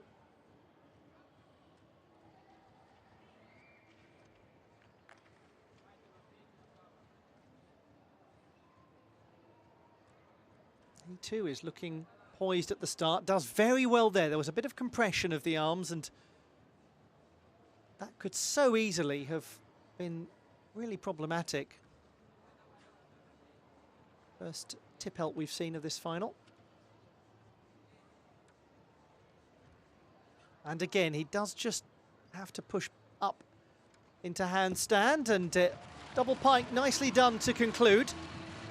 It will cost those 2 almost moves in 2 halves up into handstand. The first part, the pause, and the second part.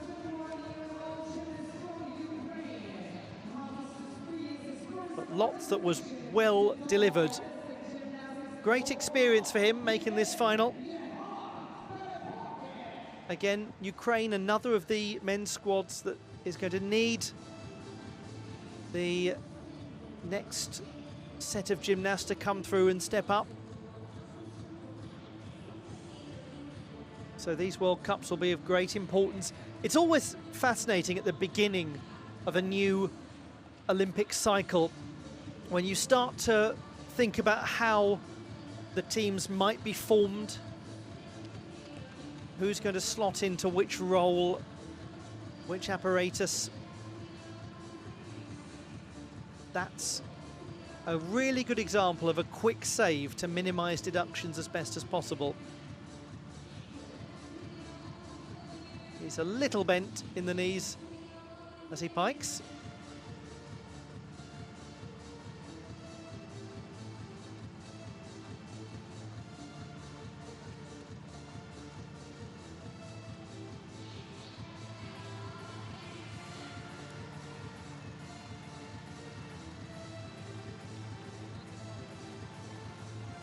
He was 5th in the all-around competition at the National Championships as well. Oh, well done. 13 is well up from qualifying by about 2/3 of a mark.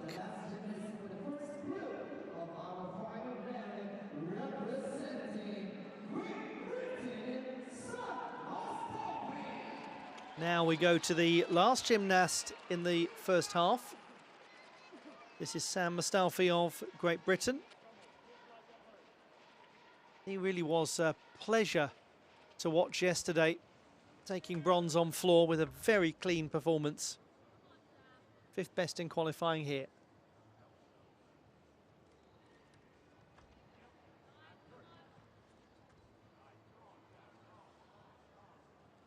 He also chooses the iconic tip-elt skill.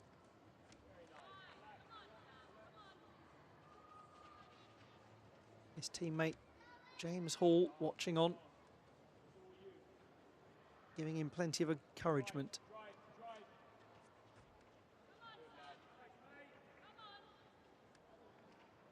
So much to like about this young gymnast's work. Very good from Sam Mustafi. I think that the gymnastics world is going to see a lot more of him in the next few years. He's got through his undergraduate studies. He was a sports scholar at the University of Nottingham. It's a difficult institution to gain admission to. One of the finest in the country. That part of his life is now concluded. His focus is completely on elite level gymnastics and the Olympiad. And he is going to really want to impose himself upon the national selectors.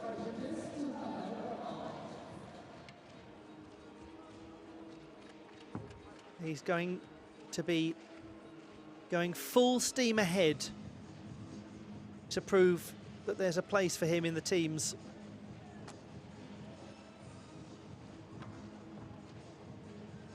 And that's why performances like this at World Cup level are so important. Picking up scores on an international stage is a very different matter from doing it at your national championships. That's not to demean a national championship, it's just different. All gymnasts will say that.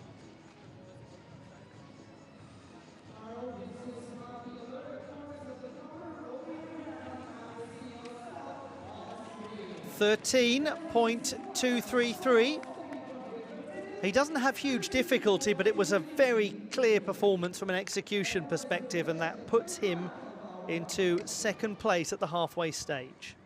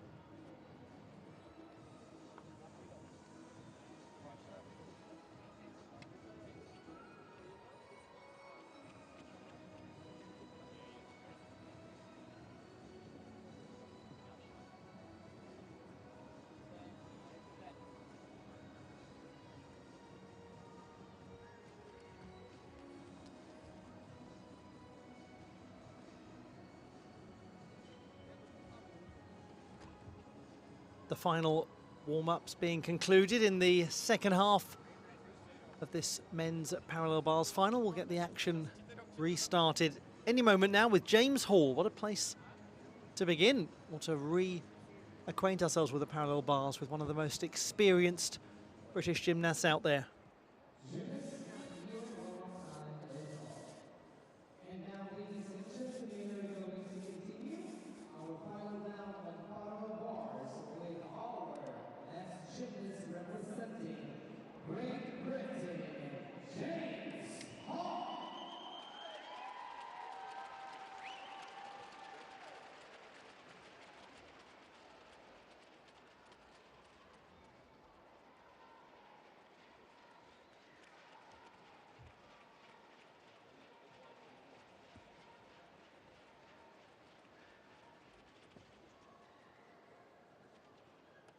There's Art Cipponi assisting in the preparations.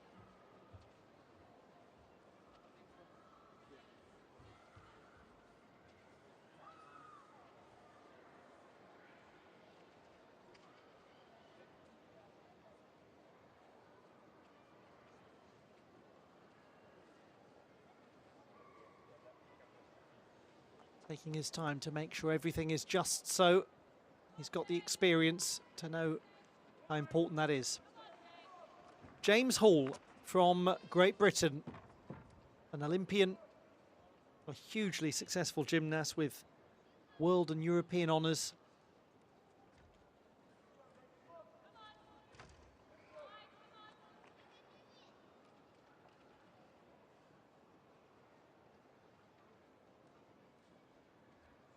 Oh, he's done amazingly to rescue that. Wow. Incredible save.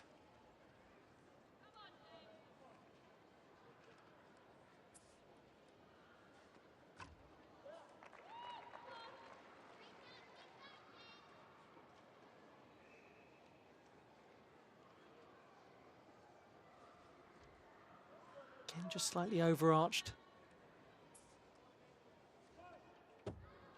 Oh, that was a very good dismount. He was a touch low, but he sprung back up with years of experience evident in that performance.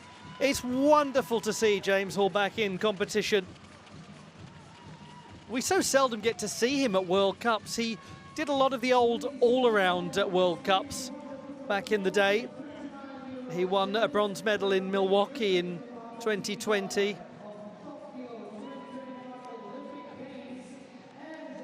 He's only won one apparatus World Cup medal. That was a silver on floor in Varna in Bulgaria in 2015, but he's won so much at the top level, continentally and at world level.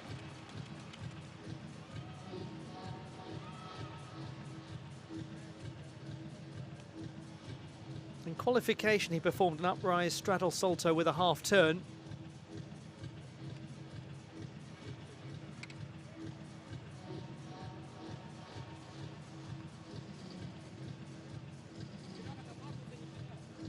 One of the most amazing moments was how he saved the arch of the back. As we look at the straddle salto there.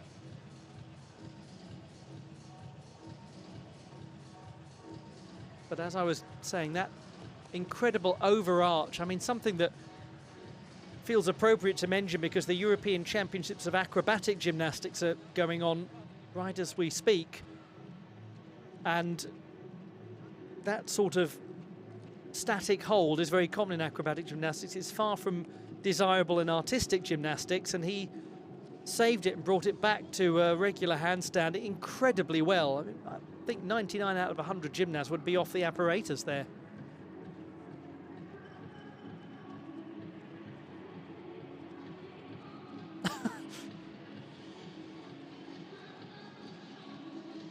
Spotted enjoying your crisps.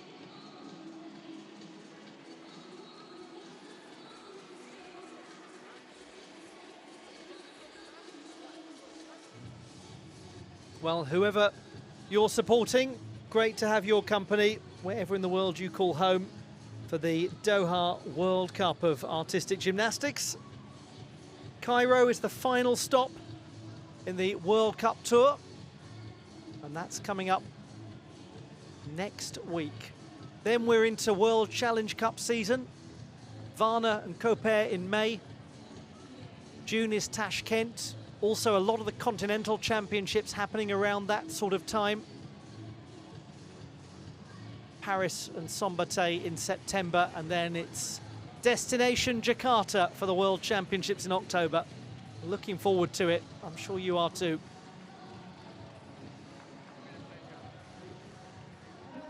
James Hall, 12.866. Quite a few execution deductions, but his difficulty's way up from qualifying.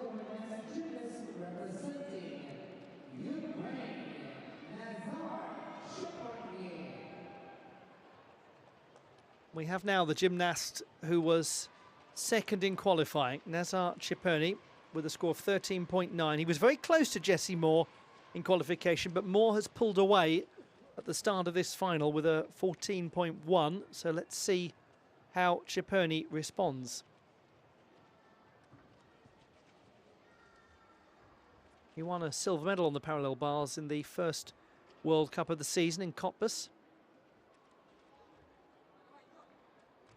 Good handstand on the single rail.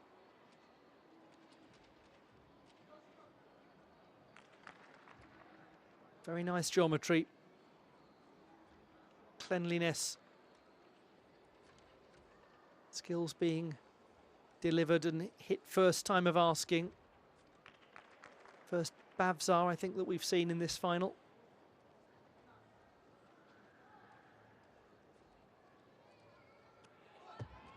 And his dismount requires minimal adjustment for stability. Execution in qualifying was a score of 8.3 for Nazar Ciperni.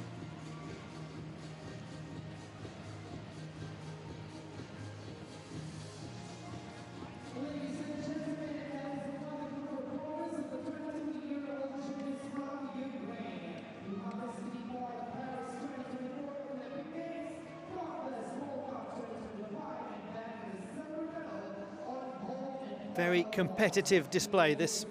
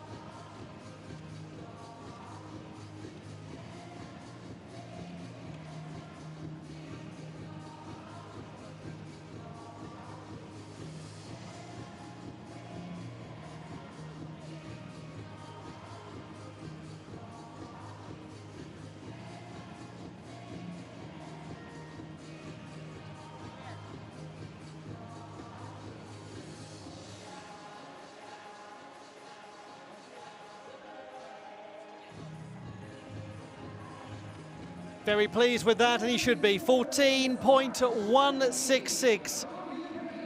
Nazar Ciperni with higher difficulty than Jesse Moore of around about half a mark goes into the gold medal position.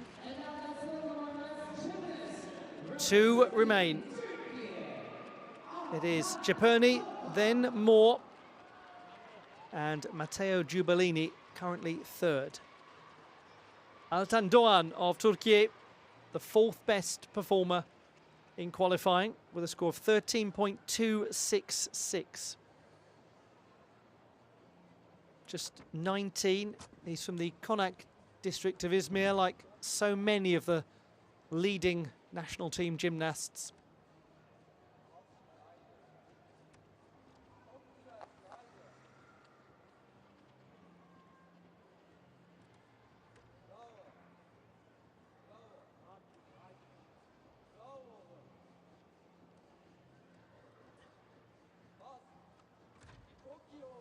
Nice height on his straddle front somersault.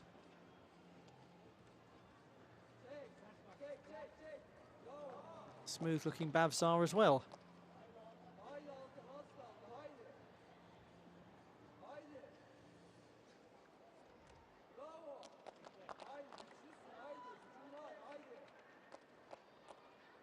Lots of calm and assured work here. And a nice dismount with a small diagonal back step from Altan Doğan. A few years ago, he was the junior Balkan all-around champion, won it in Istanbul. And some of you may remember him from the parallel bars final at the Varna World Challenge Cup last year. Also made the final in Baku this year, finishing 6th as he did in Bulgaria.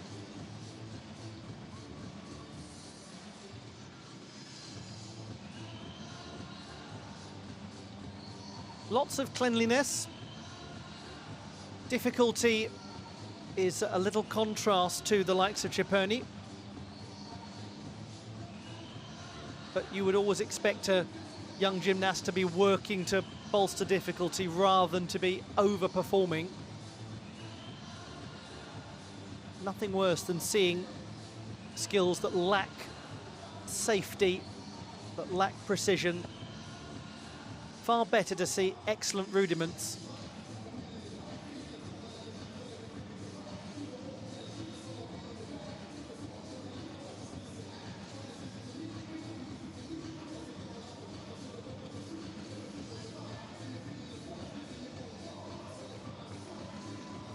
One more gymnast to go.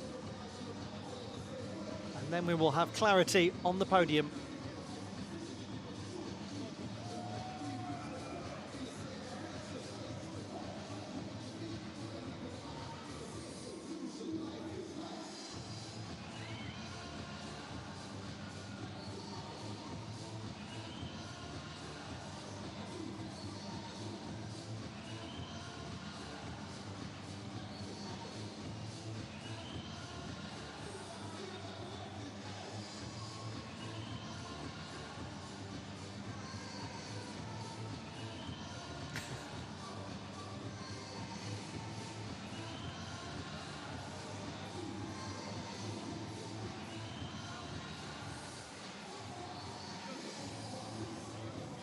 Very good effort, 13.6, a gain of over 3/10 from qualification for Altan Doğan. He's in 4th place.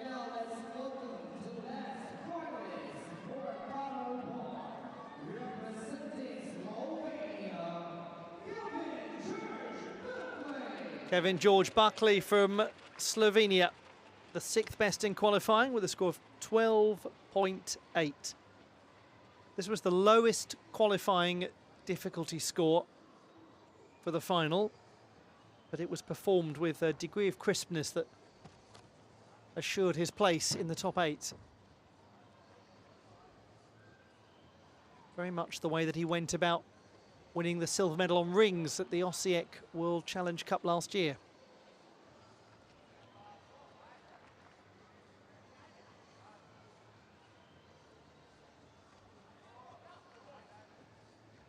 And it remains a clean and crisp display here. Oh, unfortunate. He was so nearly there. That was lovely to watch until the very last moments where, regrettably, he was only a fraction away from what would have been a super dismount. He's a gymnast whose progress has been great of late. Still only 20.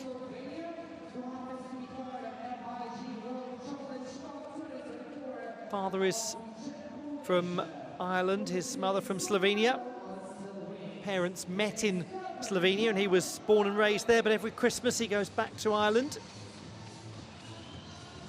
So feels a very strong connection to both nations, but very much raised in Slovenia. So for him it was an easy decision as to which country to represent.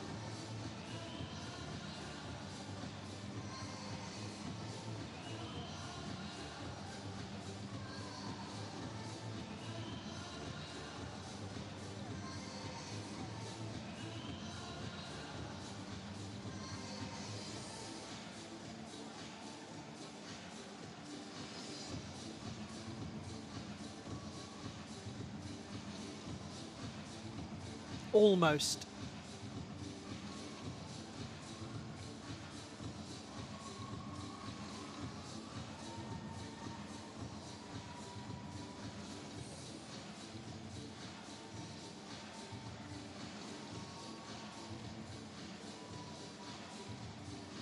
The last score is about to come in.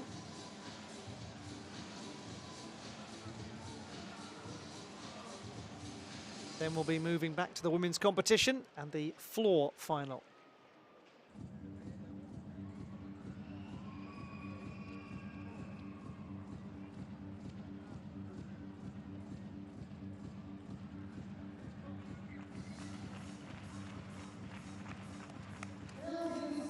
.166, the score for Kevin George Buckley, indicative of how high that score might have been when you consider that he lost a full mark at the conclusion, because that was only about 3/4 down from the preliminary round.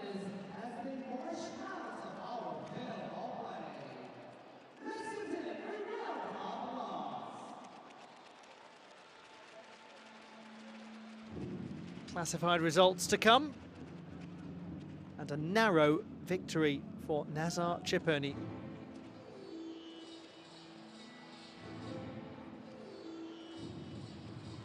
The classified results in the men's parallel bars competition: the bronze medal was won by Matteo Giubellini of Switzerland, silver won by Jesse Moore of Australia for his first World Cup honours, just like Matteo Giubellini, and Nazar Chipurni of Ukraine winning the gold medal by a fraction over Jesse Moore. It was going to have to be very good to beat the Australian, and it was.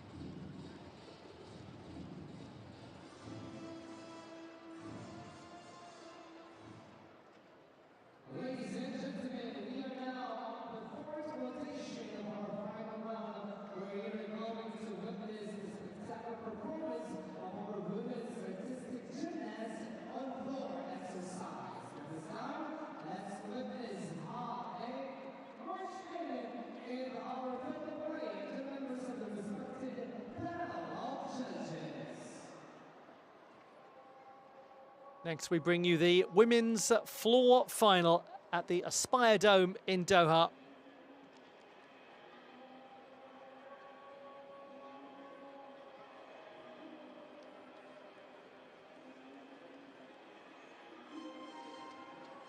It was on the floor in the Aspire Dome in 2018 that Simone Biles won the gold medal to add to her vault title, her all-around title and her team title.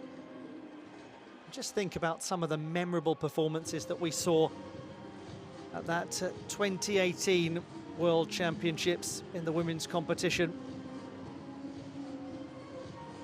The vault bronze medal won by Alexa Moreno of Mexico, history-making. Ana Padarario winning silver for Canada on beam. That remarkable uneven bars final with Nina Derwahl winning the gold medal. Ellie Seitz of Germany taking the bronze. The performances of Murakami Mai and of Morgan Hurd. Liu Tingting, the beam champion. It was a fascinating World Championships, and we return to this setting for the Doha World Cup.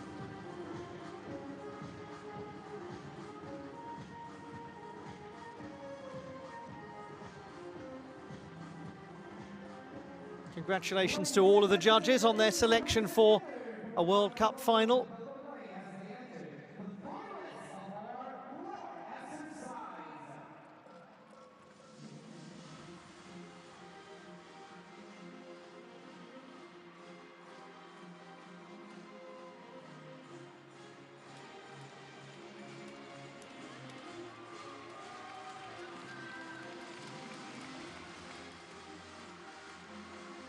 Here they are, the finalists in the women's floor competition.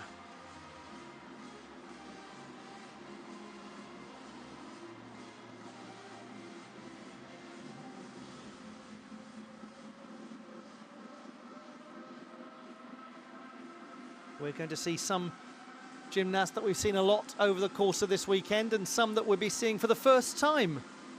And indeed the first time in a senior international final as an individual. Good luck to all of them.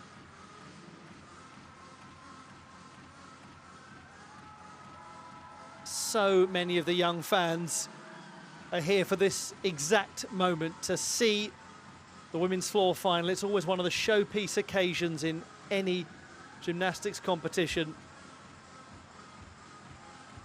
Lots of Romanian fans.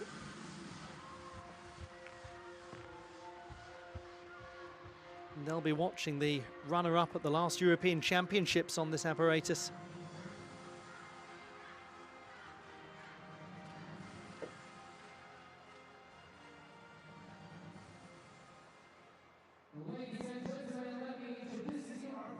Let's have a look at the contenders.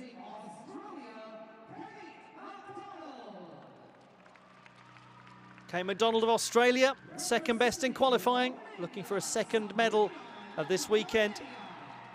Sabrina Maneka-Voinea of Romania, the top qualifier, no surprise there, and she had a lot of margin over the rest of the pack. Amber Ward of Hong Kong, China, 8th best in qualification. Medina Kapasova of Kazakhstan, the 7th best in qualifying.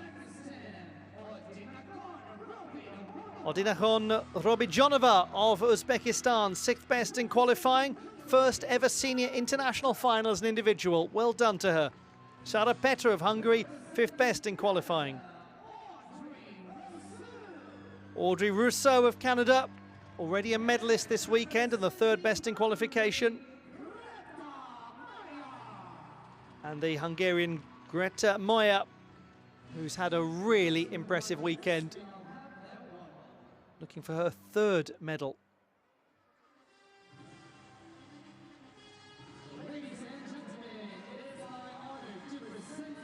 Well, in this particular final, we're going to see the top 2 qualifiers right at the start. McDonald, the 2nd best first, and then Maneka-Voinea, the top 2nd.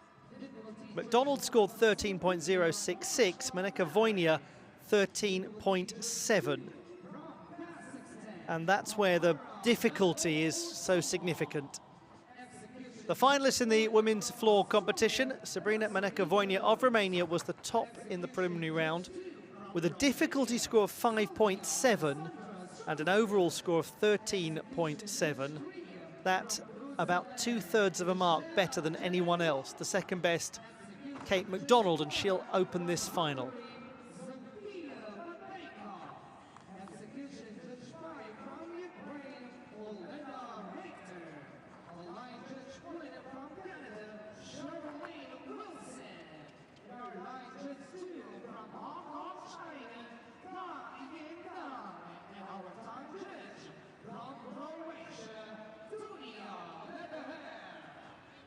We'll have a very good sense of how this final is likely to pan out after the first 2 have performed, especially after we've seen Maneka-Voinea, because difficulty-wise, it's going to be very hard for anyone to compete with her if she delivers a clean routine. Greta Moya was the only other gymnast in qualification, she's the last to go, who produced a 5+ difficulty score. That was 5.3, 4/10 below the Romanian Maneka-Voinea.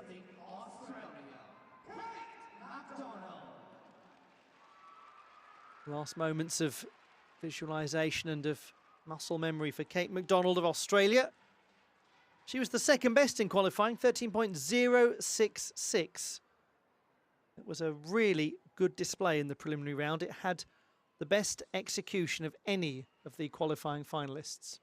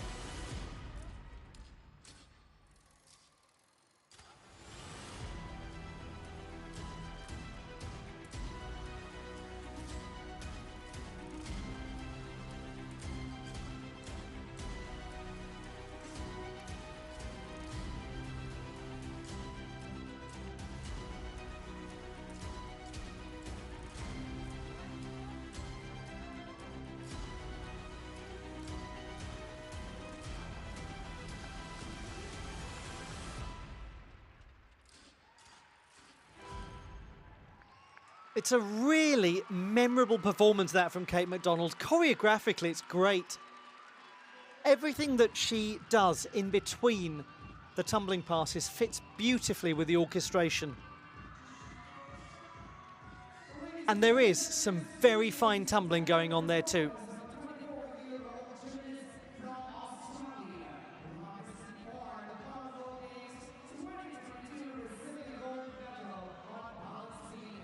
It's not just an example of high-quality tumbling, it's got artistry.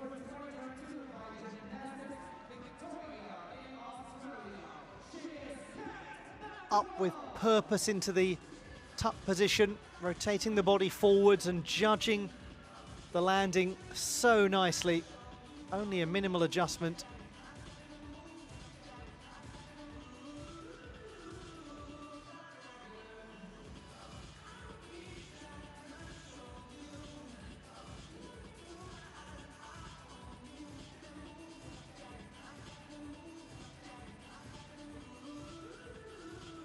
Well-established releve position.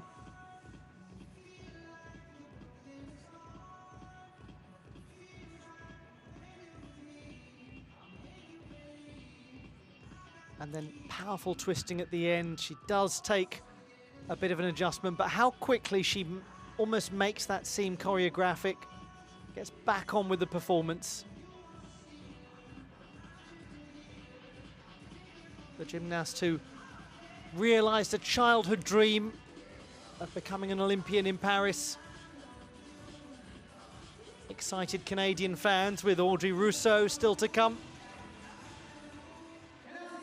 McDonald, 12.666, 4/10 down from qualification. All of that execution. Now the top performer in qualifying, teenager Sabrina Mănăcă-Voinea from Romania, the European Championship silver medalist last year. 13.7 in the preliminary round, with 5.7 for difficulty, much higher than any other gymnast.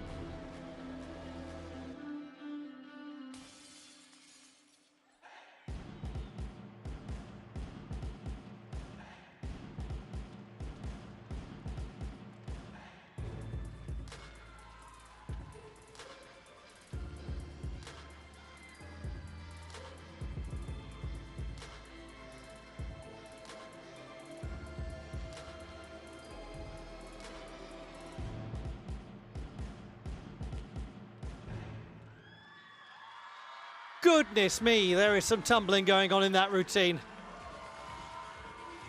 Crikey. Sabrina Mănăcă-Voinea of Romania with enormous difficulty and with her fans loving every moment of it. And she looked pretty thrilled about it herself too. The complexity of the tumbling passes is fantastic.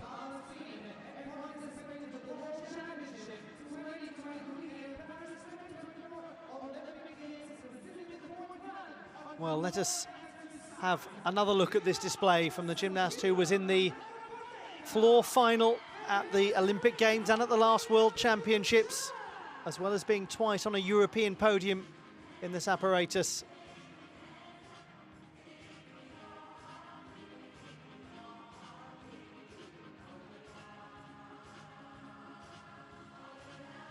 Look at this, the double layout and then back into the direction.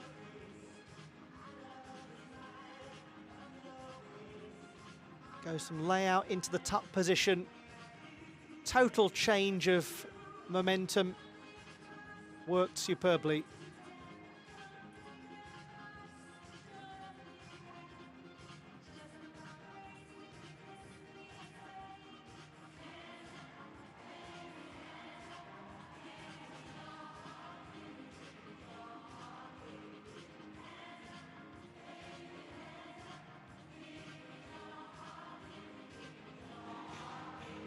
Sabrina Maneka-Voynia, 13.6. Only 1/10 down in execution from qualification. All else remains the same. That is going to be extremely difficult to beat. To Amber Wensi Ward of Hong Kong, the 8th best in qualifying with 11.866. She's been an Asian junior champion on vault, the first ever athlete from Hong Kong to win an Asian Junior Championship title. Brilliant accomplishment.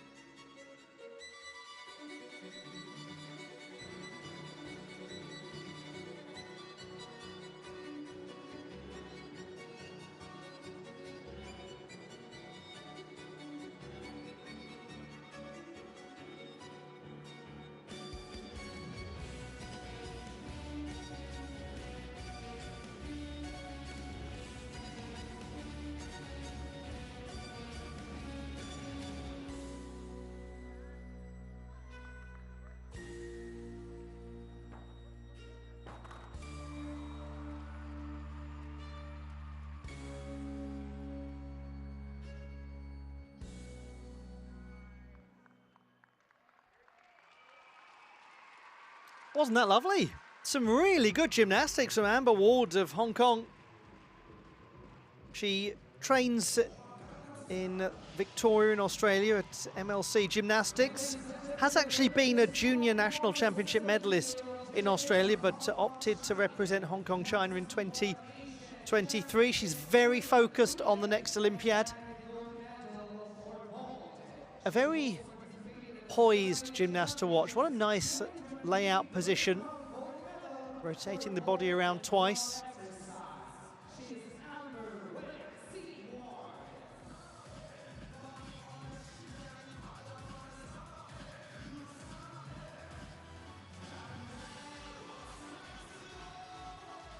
Very promising, this. Reason to be excited if you are a fan of the Hong Kong team.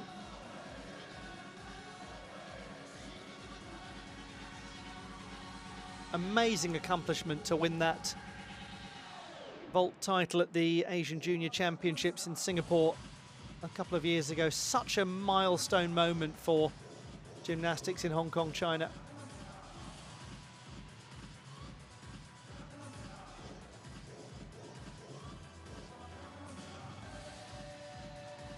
She had the lowest difficulty score of any of the qualifiers. But she's one of the younger ones in the field.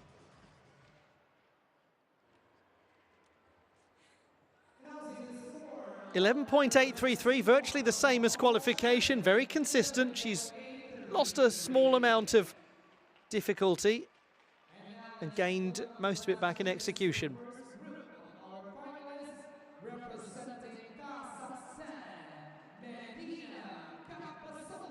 Medina Kambasova of Kazakhstan, the 7th best in qualification.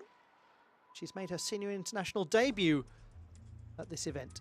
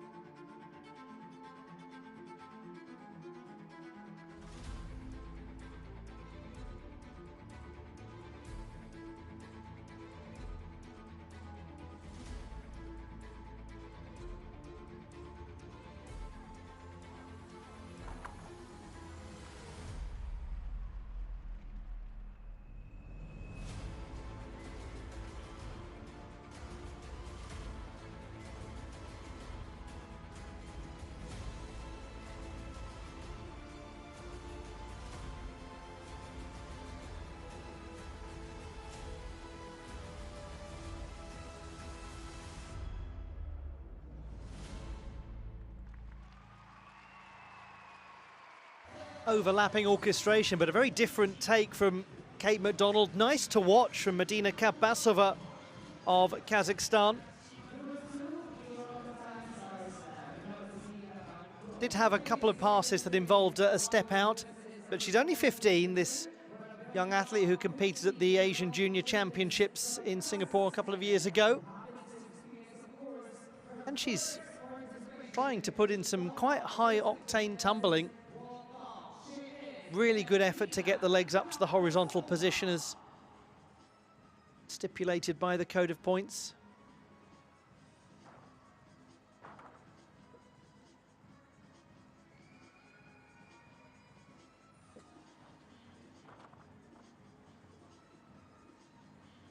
Coming out of the twist position, one foot goes out.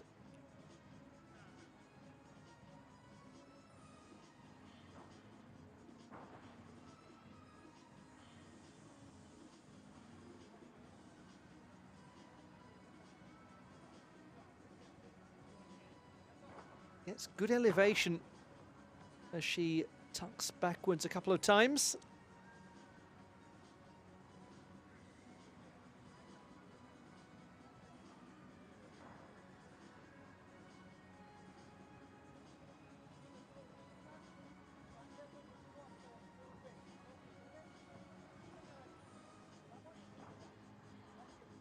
And again, it's the twist position that leads to going out of bounds, this time the foot going forwards. So there will be some penalty tenths to be accrued there by Medina Kambasova, but lots of really positive work from her in this debut World Cup competition. 11.966. She's actually improved her difficulty by 1/10, 2 penalty tenths. Otherwise, execution much the same. So overall, a drop of a single tenth. But good to see the difficulty push up.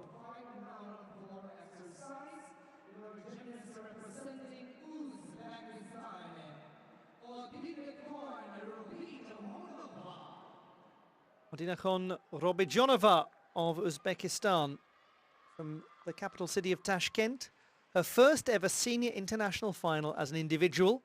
She was part of the team that won bronze at the Asian Championships last year.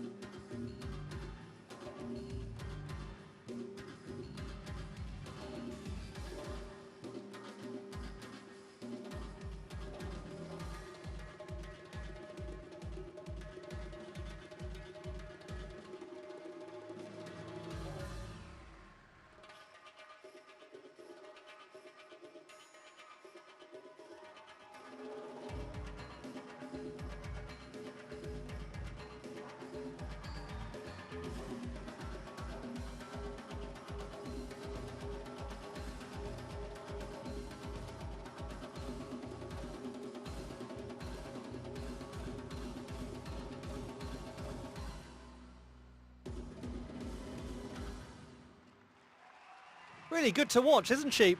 Some choreography that fitted very nicely with the choice of orchestration. Some tumbling that was performed with clarity. 6th best in qualification with a score of 12.166.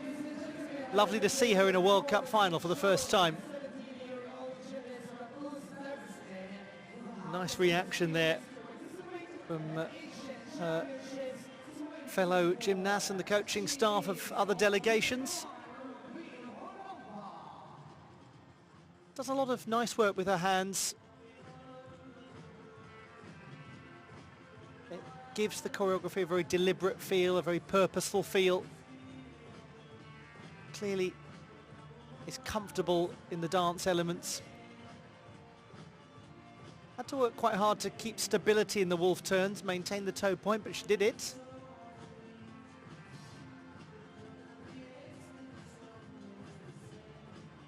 Loses perhaps a little of the ideal twisting clarity, but again she's well aligned as she comes back down to ground.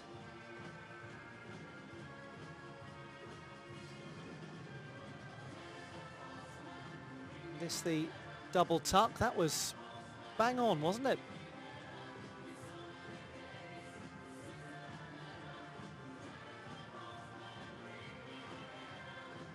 Great releve, she's right up on the front part of the foot. Again, that's more evidence of the dancing ability. Good back bend as she jumps.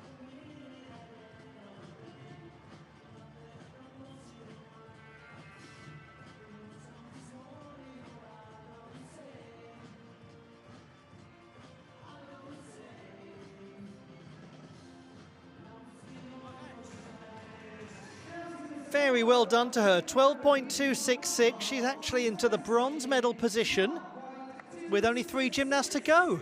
Excellent.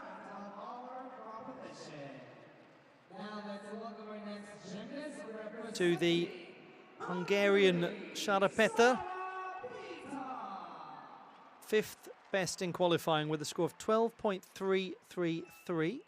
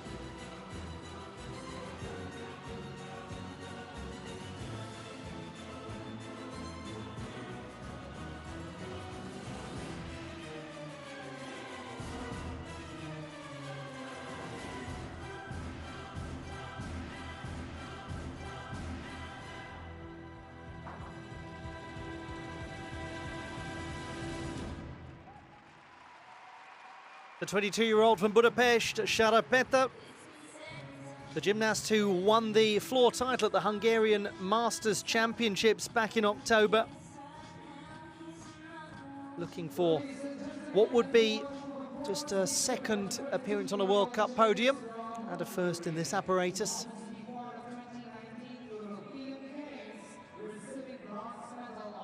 Lots of well-performed tumbling work there.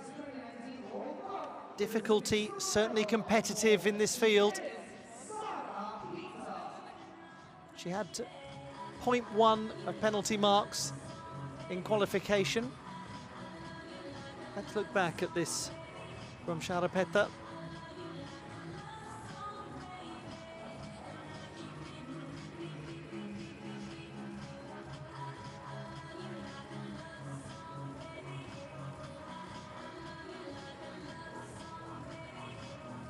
Double pike with a small backwards move. But lots that was well performed. A little wobbliness on the wolf turns, but again, not much.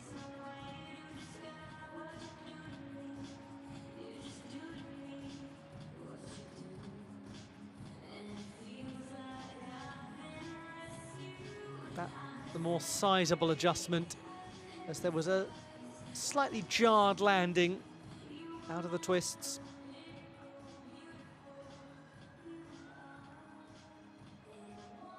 She scored 12.333 in qualification.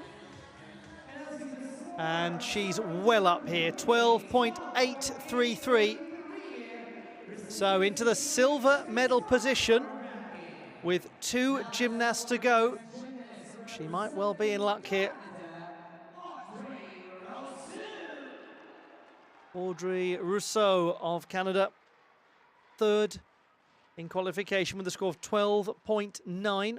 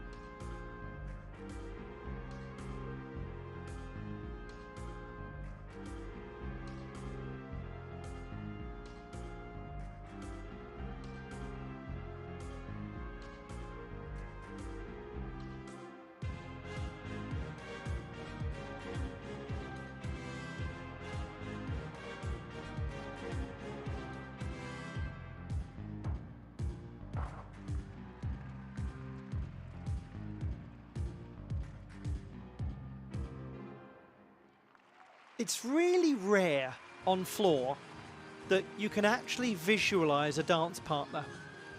And one of the most lovely things about that display from Audrey Rousseau is that you can almost see the movement of the other person that isn't there. It actually looks like a pair's collaborative dance. And that's very skillful. And some of it is the choreography, but a lot of it is actually what she does facially, what she does with her eyes. It's a very compelling performance from an artistic standpoint. Oh, and by the way, the tumbling's cracking as well. Just important to mention that there is some excellent acrobatic work, but one must dwell upon the sense of projection that you get from Rousseau, that performative quality.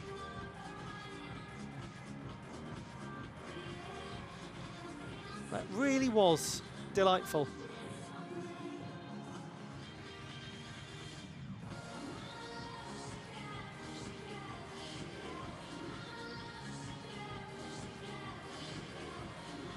Big double tuck, and what was so impressive there was how quickly she snapped out of that low landing, that pike landing.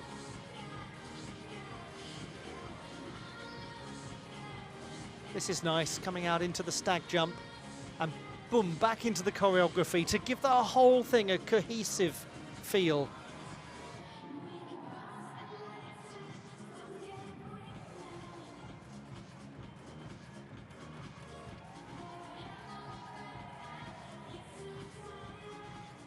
Quite a tumbler too.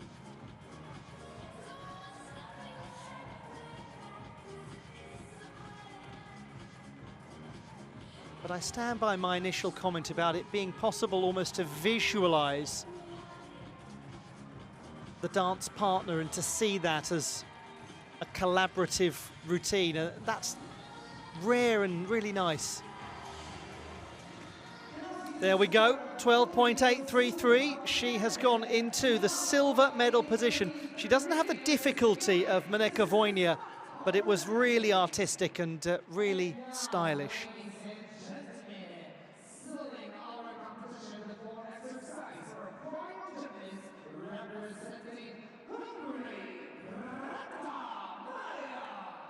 Greta Moya of Hungary, last to go. She was the fourth best in qualifying with a score of 12.533.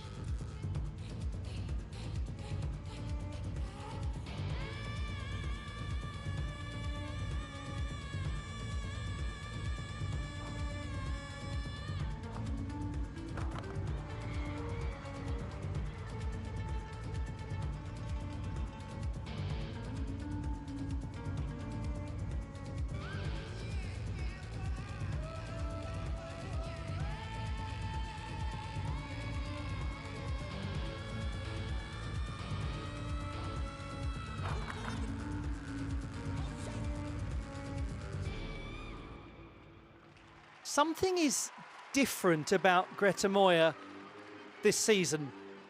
Something's changed in her over the last year or so. I'm not sure whether it's confidence, whether it's experience, whether it's poise, whether it's a mixture of all of the above. She looks like a gymnast who is really getting stronger and stronger, and that is so exciting. She's still half a year away from her 19th birthday, but one gets the sense of somebody who's going to play a bigger role in the Hungarian team as time goes on. Yes, she was well out on one of the tumbling passes, just got the trajectory off. She was too close to the edge of the floor as she took off, but there's maybe an intangible sense of belief in Greta Moya now. Really hits the horizontal there nicely.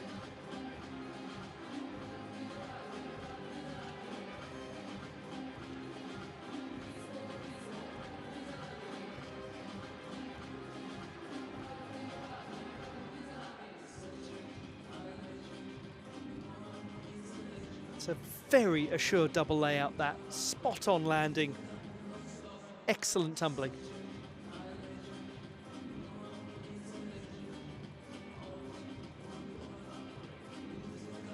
And then putting in some twisting work in the tuck position, landing it well once more.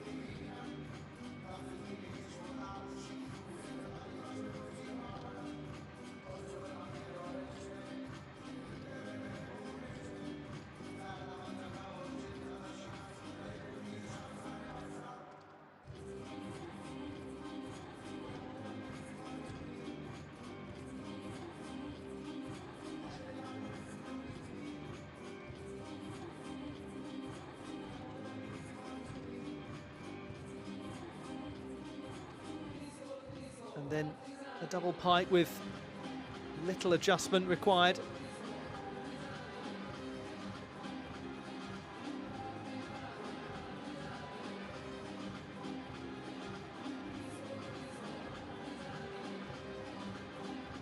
It's been such a pleasure to watch her over the course of this weekend.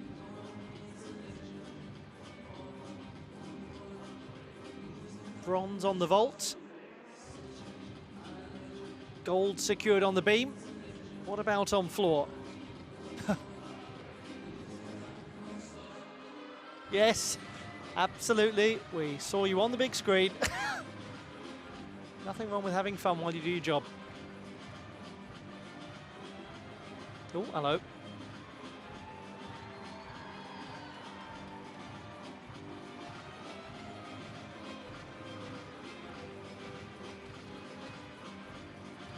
They've certainly had a lot of fun. They're going to have a bit more fun when the classified results are announced. Yeah, that's how admired she is. Other gymnasts wanting to get a photograph with her. And Medina Kalbasova should be drinking in all of this, should be celebrating it, because she's made a senior international debut here, performing alongside gymnasts that she absolutely idolises. So, yes, get a picture with them. Remember this moment for a lifetime, because she's an elite level gymnast. Second, first and foremost, she's a fan of gymnastics. That's how it all starts, isn't it? And one hopes that wherever her elite career takes her, she'll never stop being first and foremost a fan of gymnastics.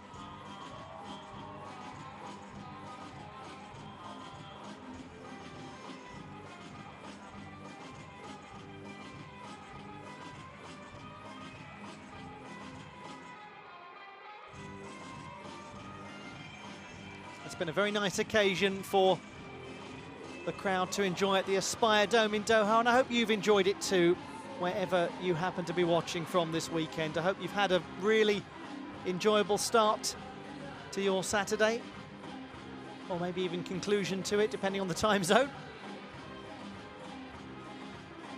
And just to let you know that there is more World Cup gymnastics action even to come this weekend.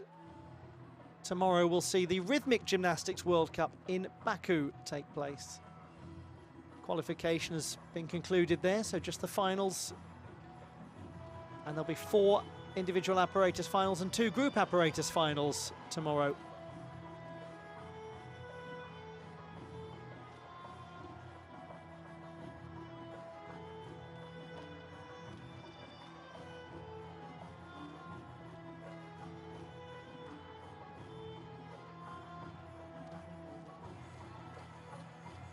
Time being taken for the final calculations for this performance from Greta Moya of Hungary. It's 12.166, 3 penalty tenths, the key differential there for Greta Moya. Otherwise, really strong. She's had a good weekend.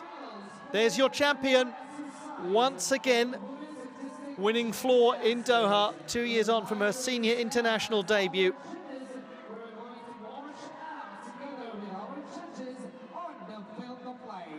Let's give them a round of applause.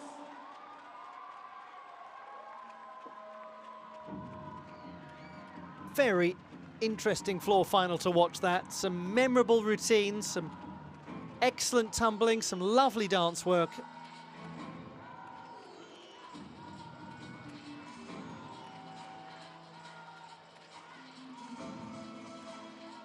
The classified results in the women's floor competition. Congratulations to Sara Petter of Hungary. For the 2nd time in her career, she's on a World Cup podium. Audrey Rousseau of Canada winning the silver medal. She came here having only won 1 World Cup medal in her career. That was the balance beam title in Mersin in 2019. Now she's been on the podium twice this weekend after bronze on the uneven bars. And Sabrina Meneka-Voinia of Romania winning the title with 13.6. The 2nd time she's been the floor champion in Doha. We've made it to the birds of our finals as we're having the last apparatus for this year's competition. We need everyone, of course, your support for the greatest performance being given of our finalists for the best artistic gymnastics on a horizontal bar. Ladies and gentlemen, put your hands together. We'd like to welcome the respective members of our panel judges for our next apparatus as they march in our field of play.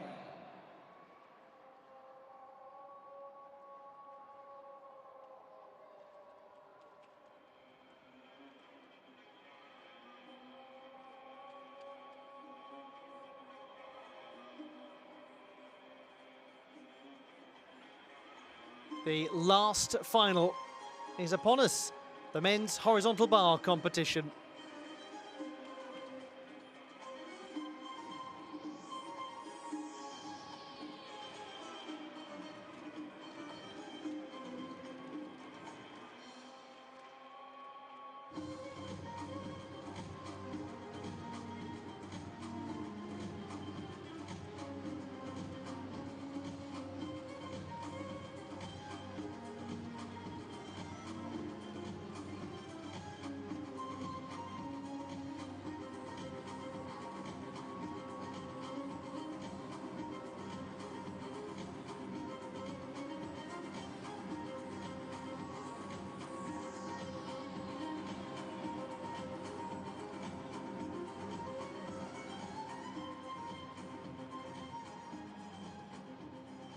Ladies and gentlemen, put your hands together.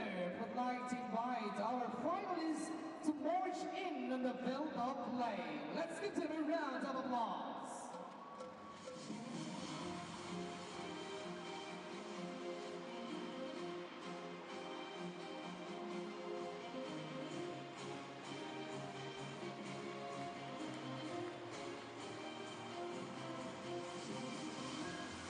Here they are, the finalists in the men's horizontal bar competition, the last event to take place at the World Cup in Doha.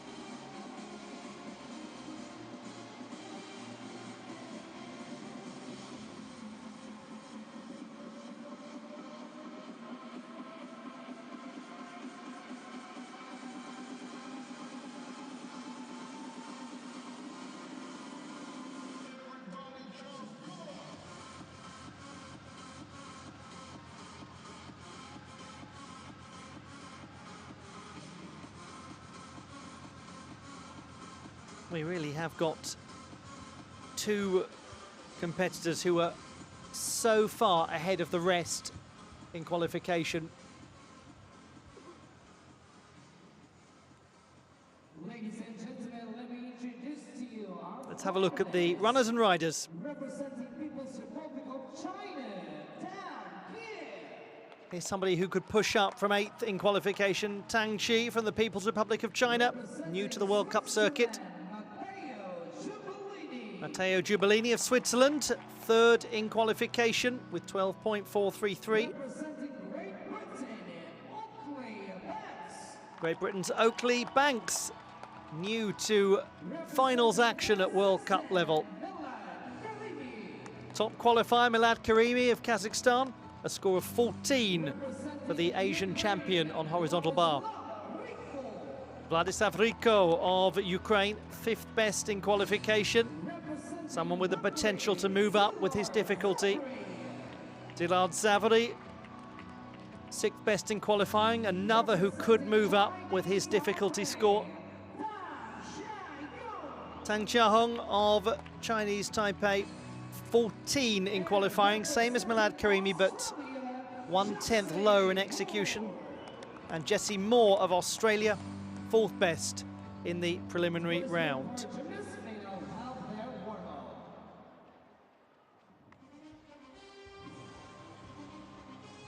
Ladies and gentlemen, I have the honor to present to you the respective members of the panel of judges for the horizontal bar. We come to the last final, and we're going to have the 1st and 3rd strongest in qualification in the first half. Matteo Giubilini, the 3rd best, will go 2nd in the order, and Milad Karimi, the top qualifier, will go 4th in the order.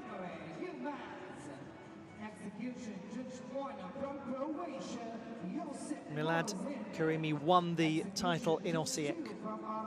The finalists in the men's horizontal bar competition, top qualifier Milad Karimi of Kazakhstan will go 4th in the order and will look to make it 2 World Cup wins in a row after being victorious in Croatia very recently. What can Tang Xiaohong do? He will go 7th, the man from Chinese Taipei who won the bronze medal at the Olympic Games. Only separated by the execution tiebreak. Karimi 8.8, Tang 8.7, so very little providing daylight between the two of them.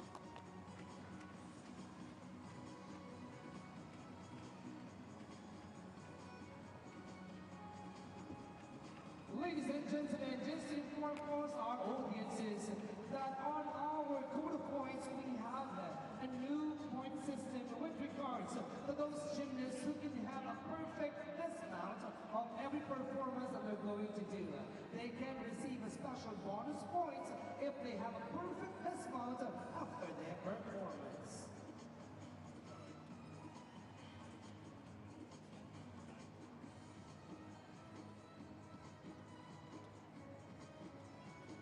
It's going to be nice to see Oakley Banks in this final, the teenager from Kent in the southeast of England. Part of the British team that won a silver medal at the European Youth Olympic Festival in 2022 and a bronze at the Junior European Championships in the same year in Munich.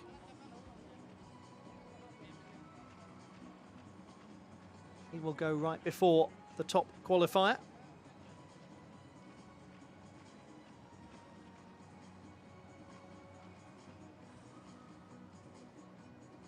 This is quite a special World Cup competition for Milad Karimi.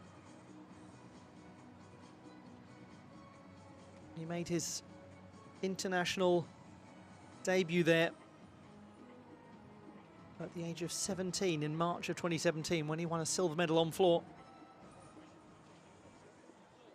Gymnasts, your warm-up time is up. That's the first half of the warm-ups concluded.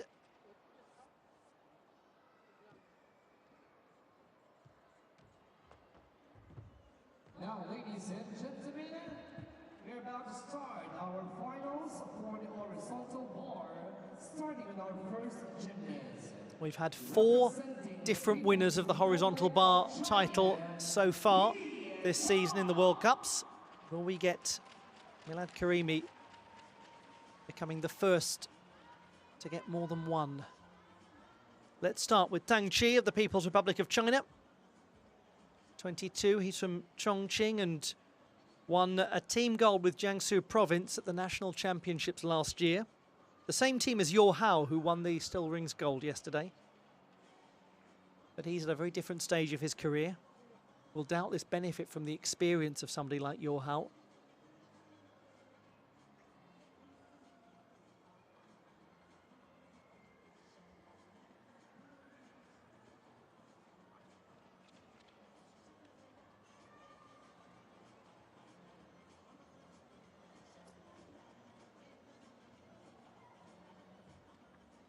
Eighth best in qualifying with 11.766. But he has the potential to score a lot higher.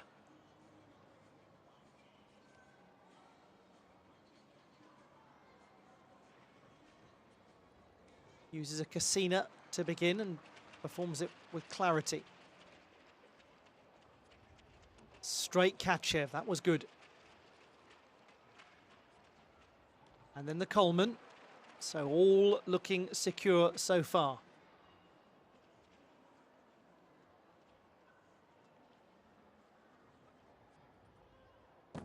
That will not look at all like his qualification score. It's going to be a very different number for Tang Chi. 11 3/4 in the preliminary round.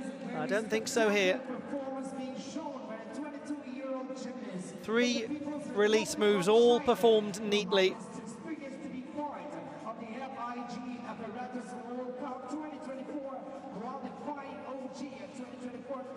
Germany and receiving silver medal in the horizontal bar. He is here.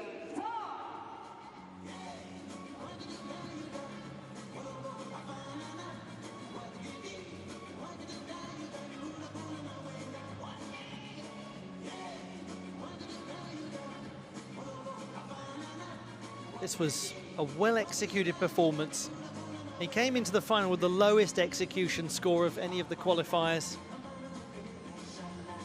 That will be a distant memory now.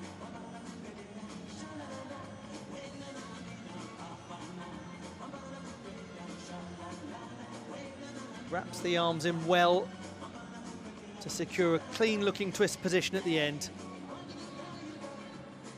What a nice feeling for him to have delivered that in the final.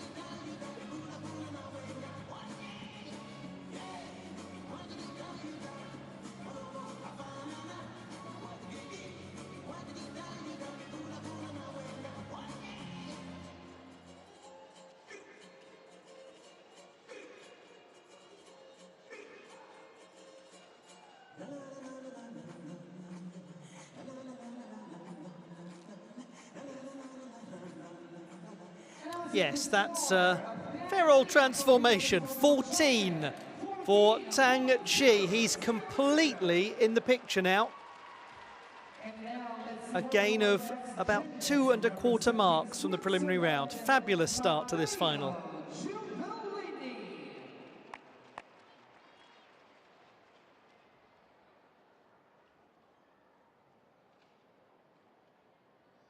Switzerland's Matteo Giubellini.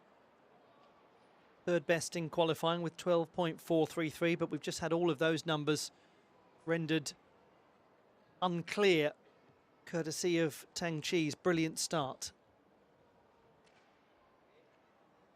They will all have seen just how good that first performance was.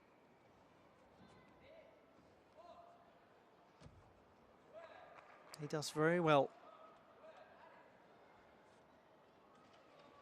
Clean looking work so far.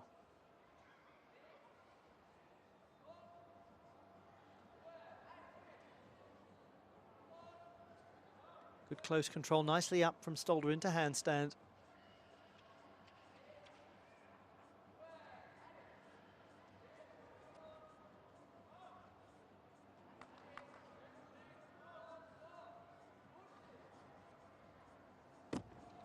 And he dismounts with a good degree of precision.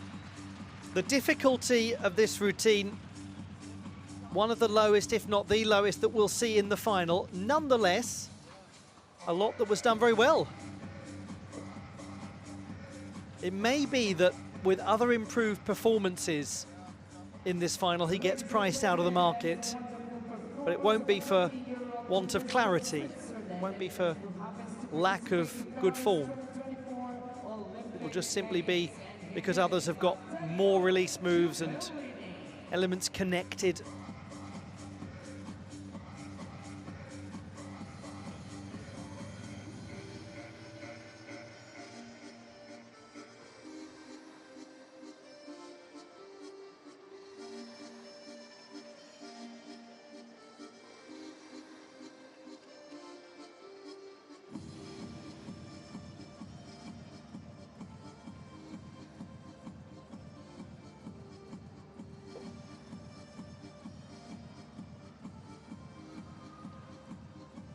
Reason to be really excited about the Giubellini brothers and the way that they're coming on in the sport as seniors.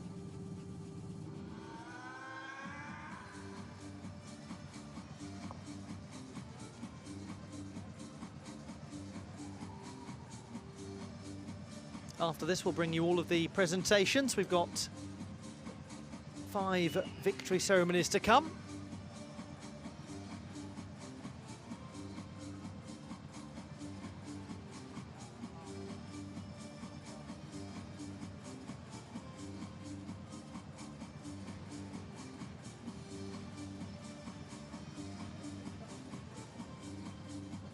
Taking a little while to calculate this score.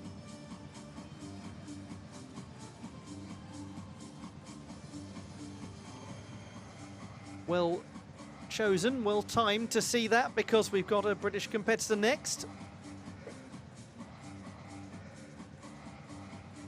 And lots of reason to be pleased about the Kazakhstan performances this weekend, and indeed in the World Cups this season. They were excellent in Osijek too.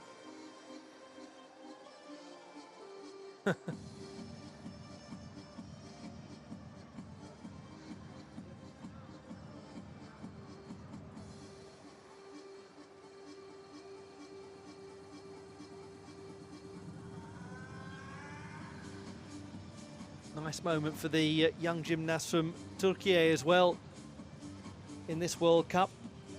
That excellent performance from Emirhan Kartan on vault will live in the memory.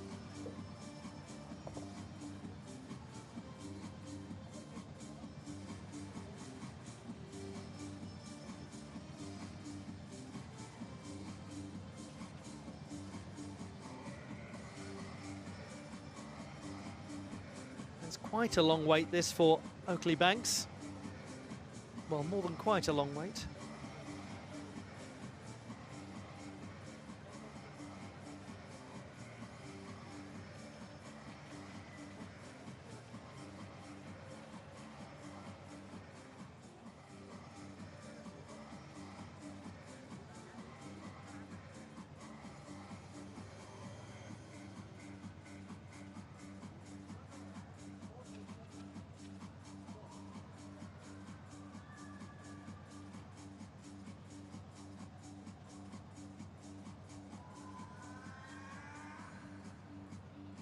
Still 6 gymnasts to come in this men's horizontal bar final.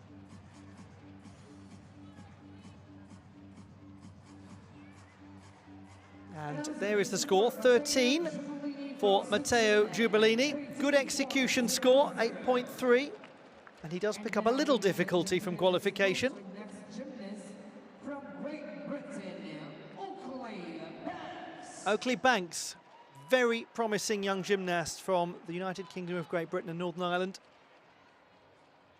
He's a youth coach at Pegasus Gymnastics, where he trains, based in Kent. And he's been a good part of some very successful junior teams in his career.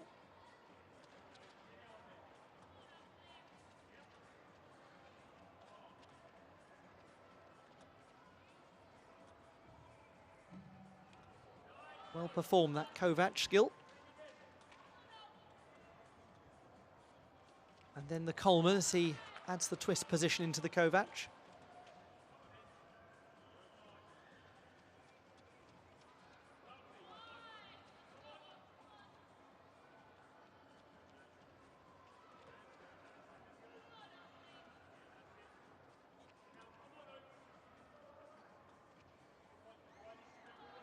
Nice routine to watch this.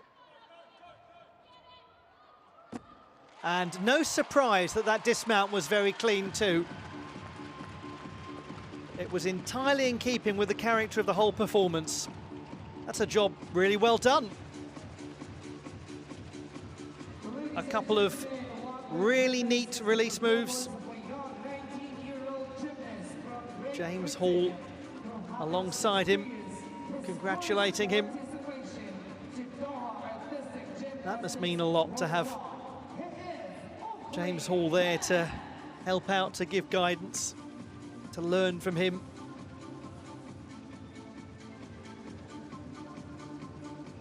The original Kovac skill. No problems with that.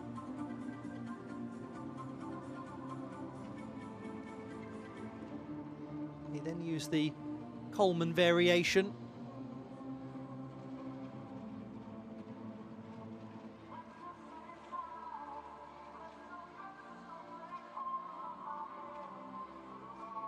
He's another gymnast who will look to build his difficulty as he goes through the next couple of years.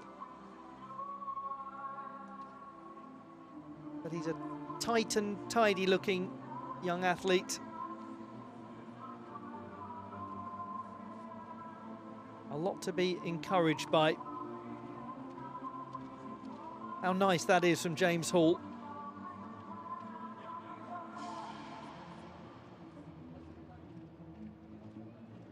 Hall understands how important it is to have the support of your teammates. He's been that chap in the British team for so many years that brings everyone together, that is a friend to the athletes as well as being a teammate to them.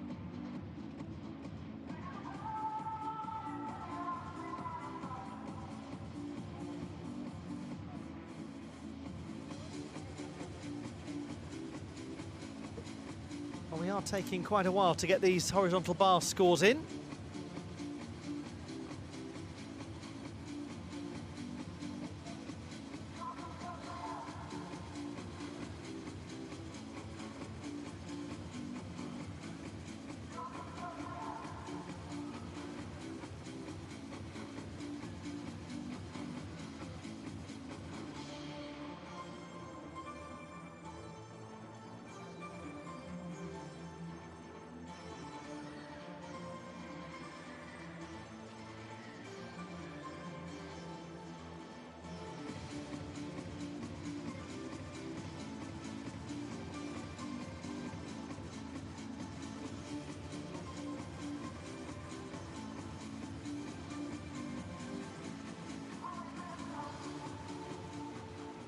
.12.9, excellent improvement for Oakley Banks. He gains almost a full mark from qualifying. And now, ladies and gentlemen, we are in the last All three have improved from the preliminary round. Milad Karimi's got a lot to do here because the 8th best qualifier, Tang Chi, has just produced the same score that Karimi got in qualification as the top qualifier. So we've got a very complicated picture developing. But Milad Karimi is a man who likes a challenge. We expect this to be a complicated routine.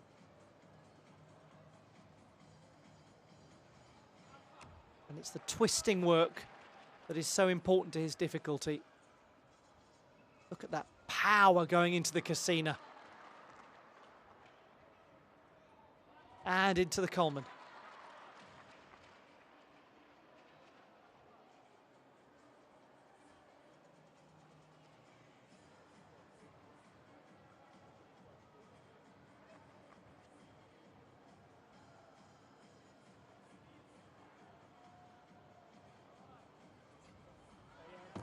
A very good final this. Milad Karimi with a contending display to ask a question of Tang Chia-Hung later on. But will he be able to surpass Tang Chi?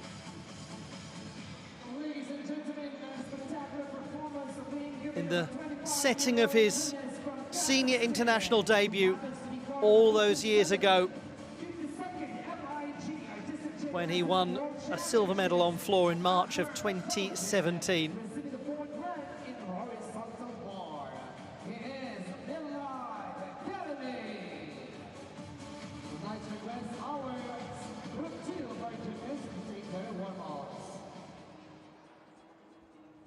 There is a lot of extremely good gymnastics going on in Kazakhstan.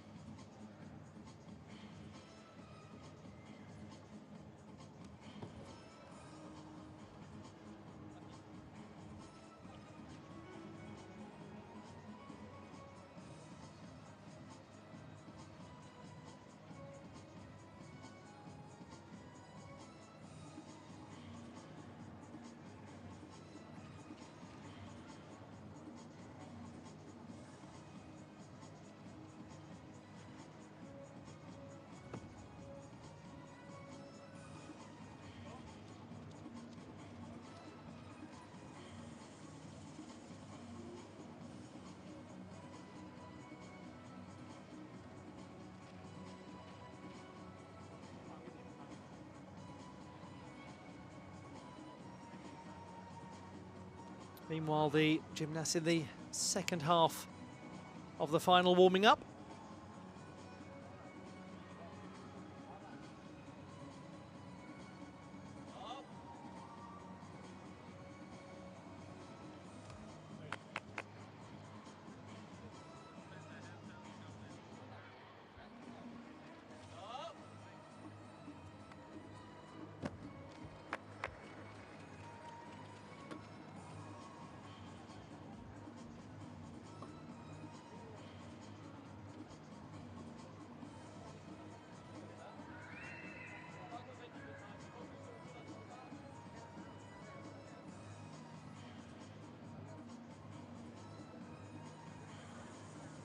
Again, quite a delay as the calculations are being made.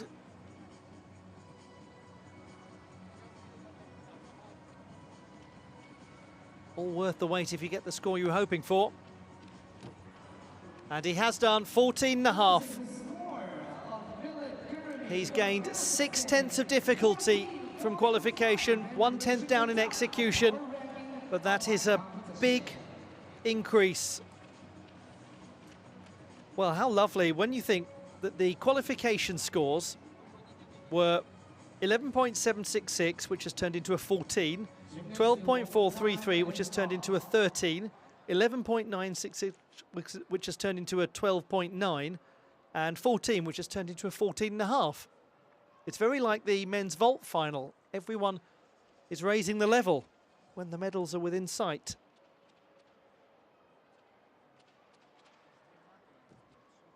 Ladies and gentlemen, let's continue our final competition on horizontal bar with our gymnasts representing Ukraine, Vladislav Rico. Now to Vlad Rico of Ukraine, the 5th best in qualifying.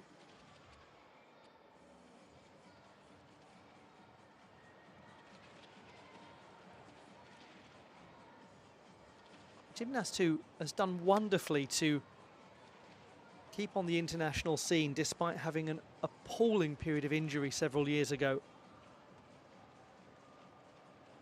Dreadful knee surgery that he had to endure.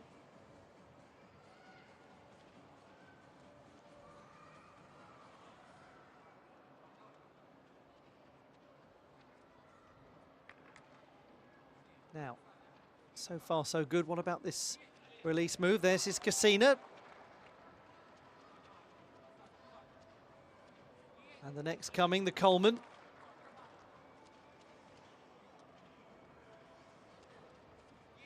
And the straight Kachev. Into a traditional straddle Kachev.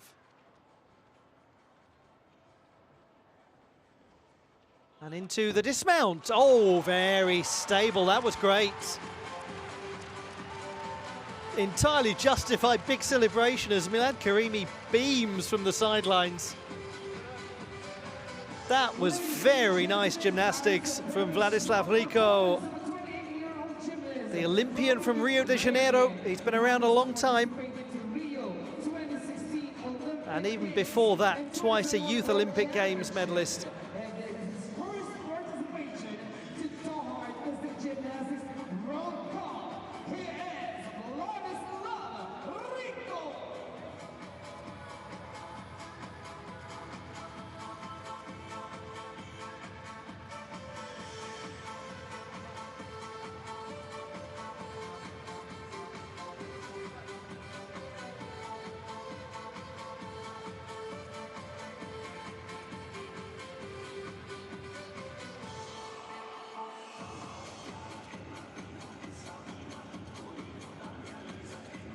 There was a slight wildness in the leg form to the first couple of release moves, but there was no doubt about the strength of his regrasp on the bar. He was in the right sort of place.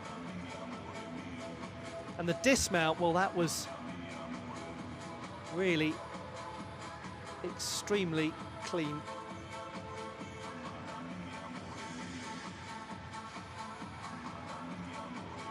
What a lovely moment as he burst into celebration.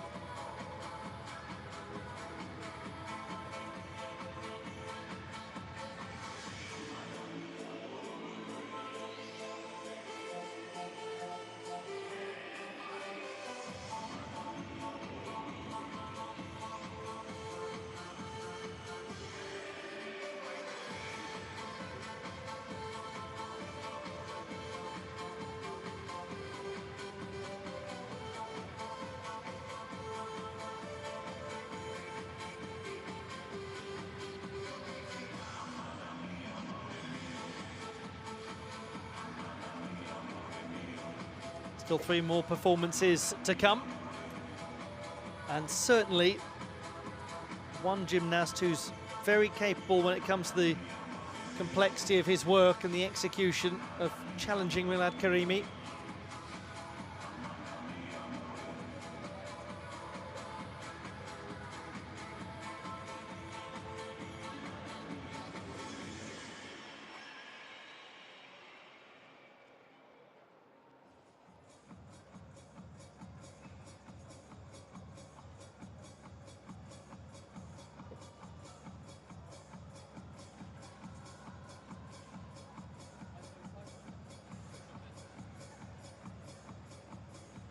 .4. So he goes into the bronze medal position. Another improvement, up by almost 1.2 from the preliminary stage. Szilárd Závory is the anti-penultimate performer. 12.1 in the qualification phase.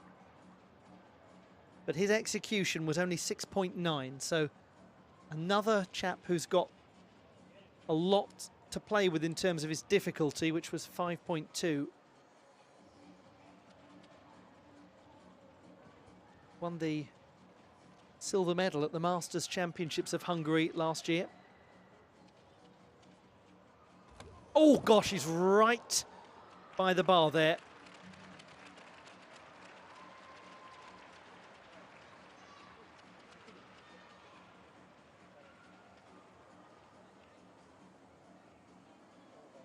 Well, I hope everything is okay. That looked like a jarring connection. We'll just give the coach and athlete time to make an assessment here.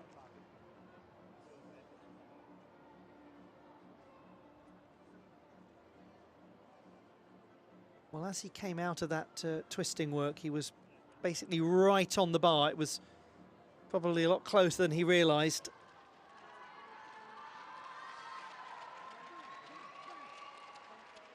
And it's vital in a situation like this that plenty of time be given to the medical team.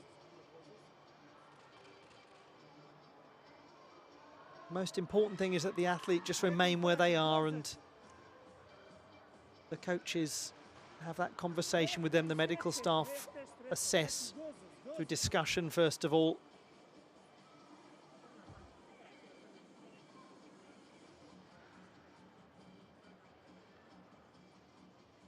Anything that involves the athlete taking something that looks like a blow to the head obviously has to follow certain protocols for good reason.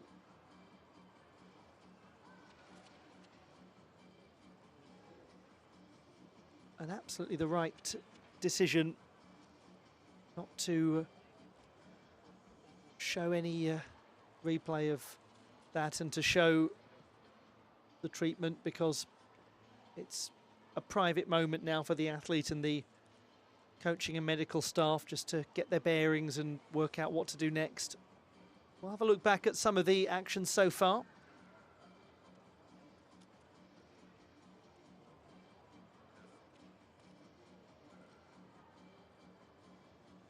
Didn't this young man do brilliantly?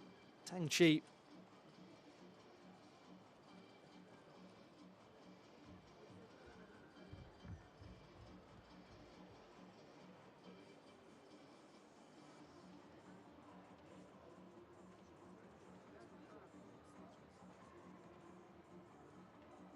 After that, we saw Matteo Giubellini. Vast improvement from qualification.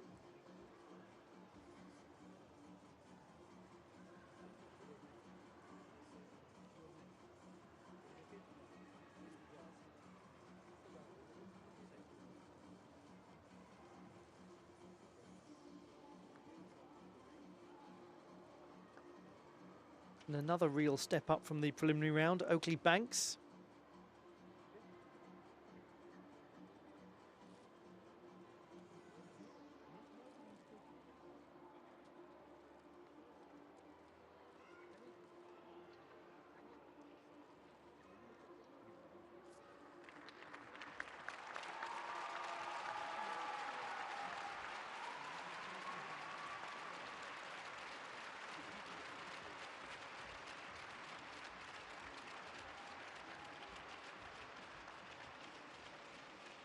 Obvious concern for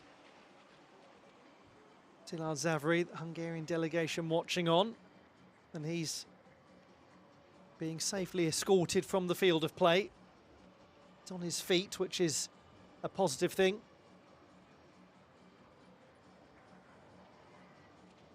Obviously his fellow competitors concerned for his welfare too.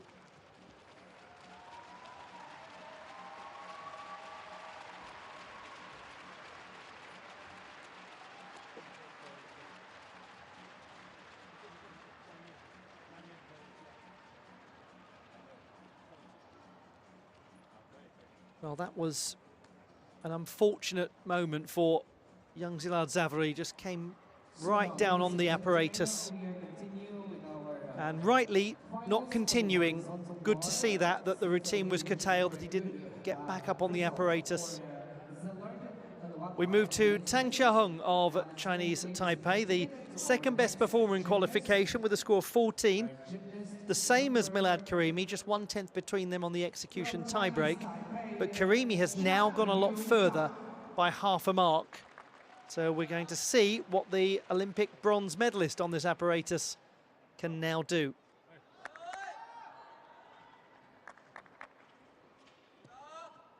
Both he and Karimi have been the champion of Asia. Karimi succeeded him in that regard. He also succeeded him as the World University Games champion Fascinating.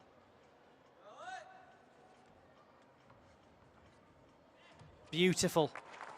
Really good clearance as he twisted round. It's Kassina. Nicely performed.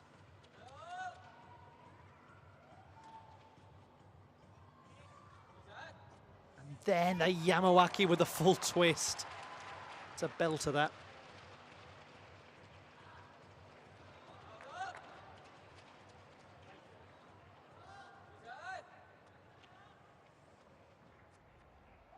Oh, yes, what amplitude. Well, just about stayed on his feet. Triple rotation.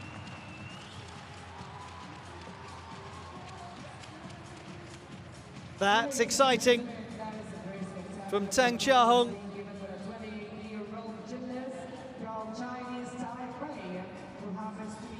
The king of cats.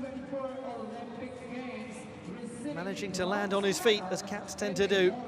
Just about, though. It was a tough little dismount after a big sequence of rotations. Amazing to be able to get your bearings back twisting like that. Extraordinary skill.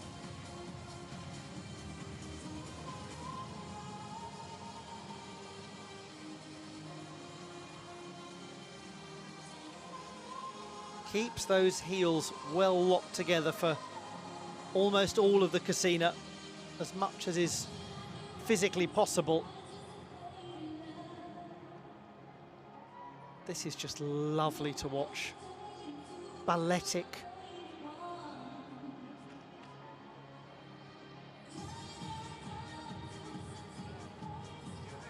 And then here we go. It's got to get such elevation.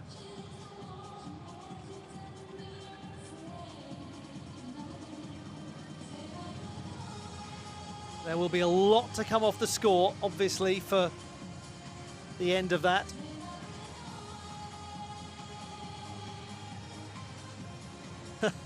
Almost bang on the mark.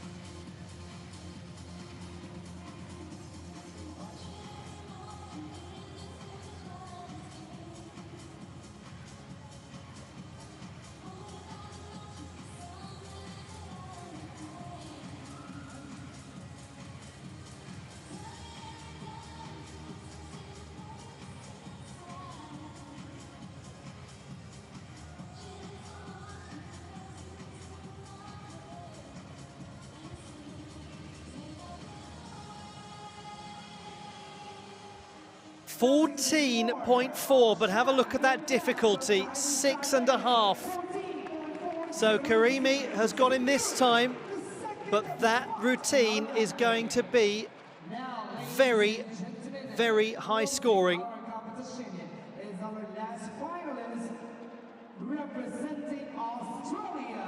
We move now to the last gymnast of this weekend of finals action. A young man who made it onto the podium in the parallel bars final. Now he comes into the horizontal bar final as the 4th best in qualifying. Good luck to Jesse Moore on this really significant weekend in his career.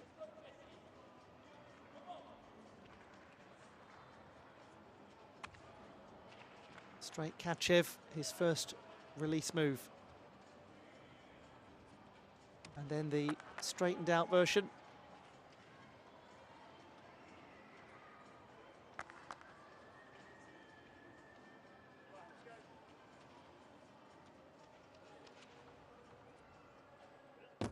Well, that's a very good dismount from Moore and a very good performance.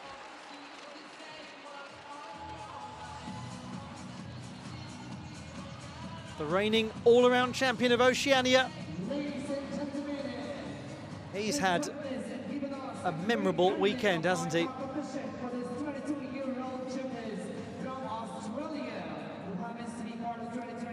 competed at the Commonwealth Games in Birmingham. Couldn't get the whole way through the all-around final due to a shoulder issue.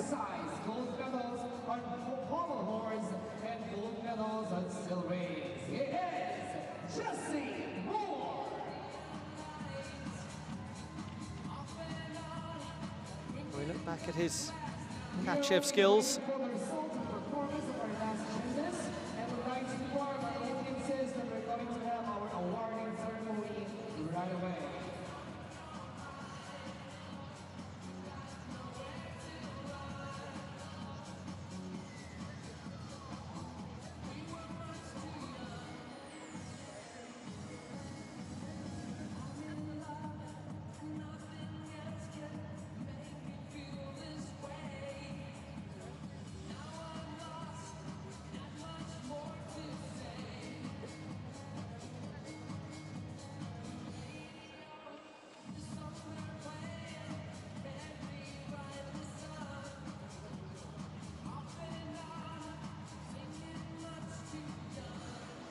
The last score to come in, Australia's Jessie Moore.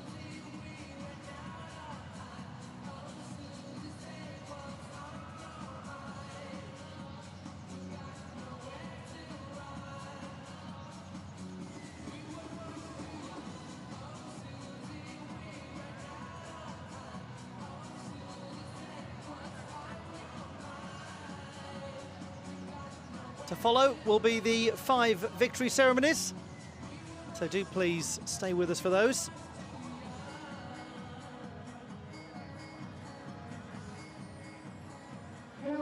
Jessie Moore, 13.366. He gains 1.1 from qualifying to finish 5th.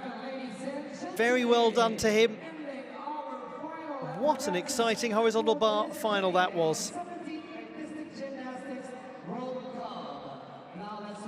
The whole tone was set by that young man.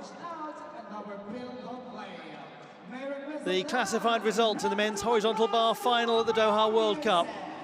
Bronze to Tang Chi of the People's Republic of China, silver to Tang Chiahong of Chinese Taipei, and gold to Kazakhstan's Milad Karimi by just a 1/10 of a mark.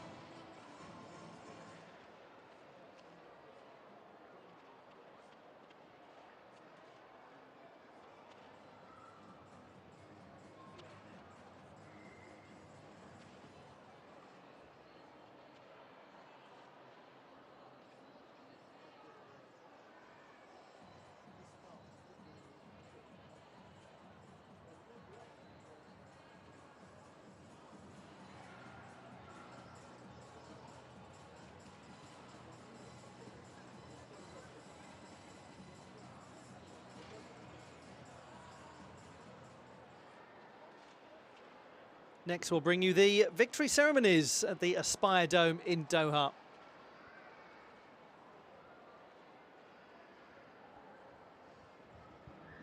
Ladies and gentlemen, we have an inquiry for our last gymnast, Jessie Moore from Australia.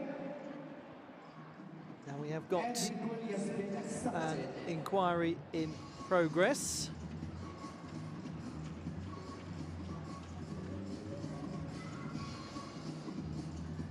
Jessie Moore challenging his score.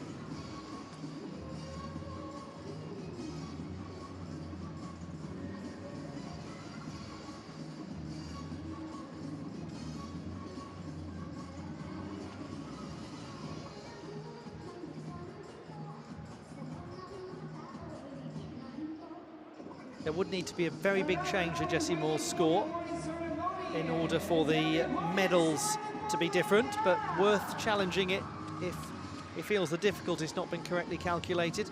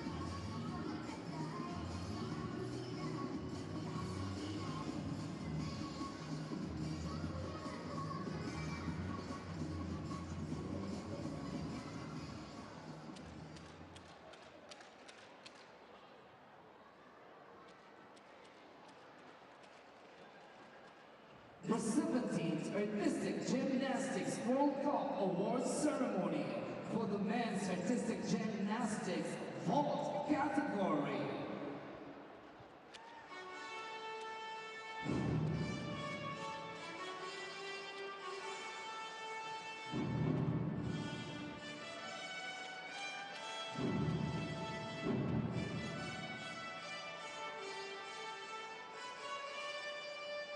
The award ceremony for the men's vault competition at the Doha World Cup of Artistic Gymnastics.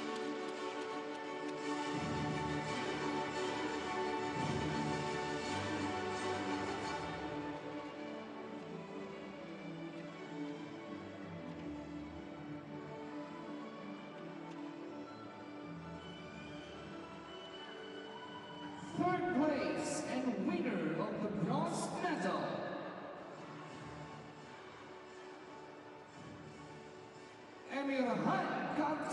from Turkey. Emirhan Kartin of Turkey wins the bronze medal. For the first time he's on a senior international podium. And look at the company he's keeping. Joined by Olympic and World Championship medalists. That will inspire him. What an exciting performance. And winner of the silver medal,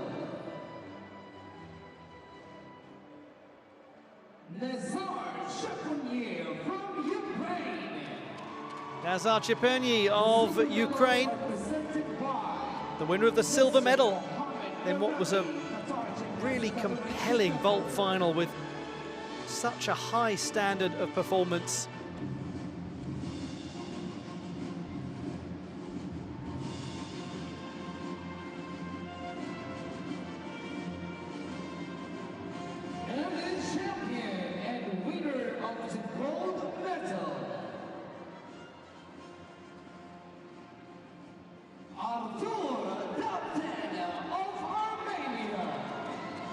Armenia's Artur Davtyan had some issues in qualification, but they did not spill over into the final itself. From third in the preliminary stage to the winner. And that is yet another vault title.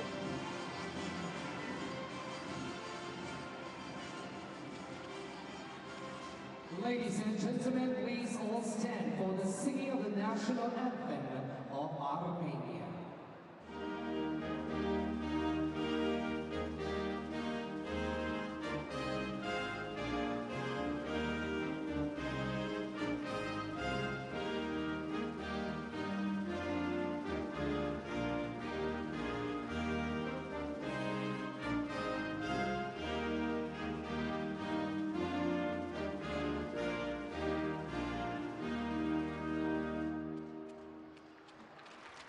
The third time this season a World Cup vault champion, Artur Davtyan.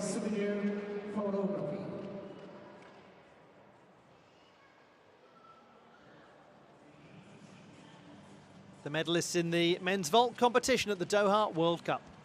There you have it.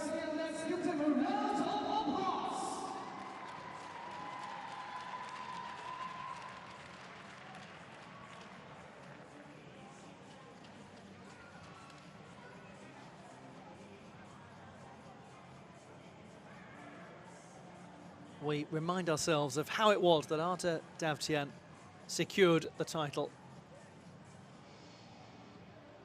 The 17th Artistic Gymnastics World Cup Awards Ceremony for the Women's Artistic Gymnastics Balance Beam category.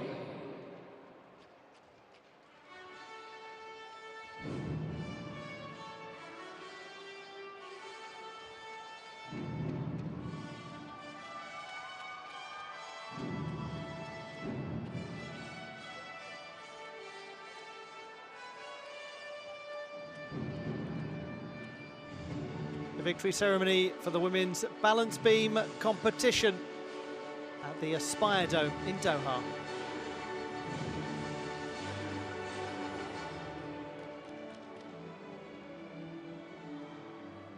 Third place and the winner of the bronze medal, Kristina Zwicker from Croatia. Congratulations to Kristina Zwicker of Croatia, back on a World Cup podium. Almost 5 years ago, she was the gold medalist at the World Cup in Hungary. Now she returns, this specialist on the beam, showing us all why. Second place and the winner of the silver medal, Tina Zelkic from Croatia. A very fine time to be a Croatian balance beam specialist this weekend. Tina Zelcic also on the podium. Another 22-year-old from Zagreb. A 5th World Cup medal. A second place finish. And the champion and winner of the gold medal, Greta Meyer from Hungary. Splendid weekend this for Greta Meyer of Hungary. The winner of the bronze medal in the vaulting competition, and now she is the champion on beam. She finished 3rd at the Azerbaijan World Cup, but she's just won the first World Cup gold medal of her career, having been a World Challenge Cup champion in 2023.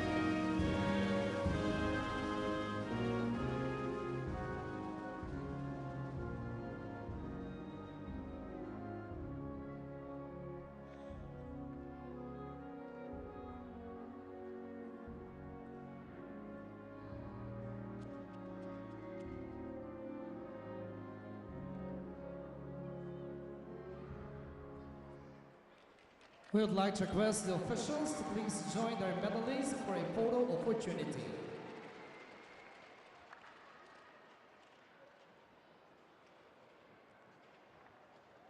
And there they are, the medalists in the women's balance beam competition at the Doha World Cup. Thank you so much, and let's give them a round of applause.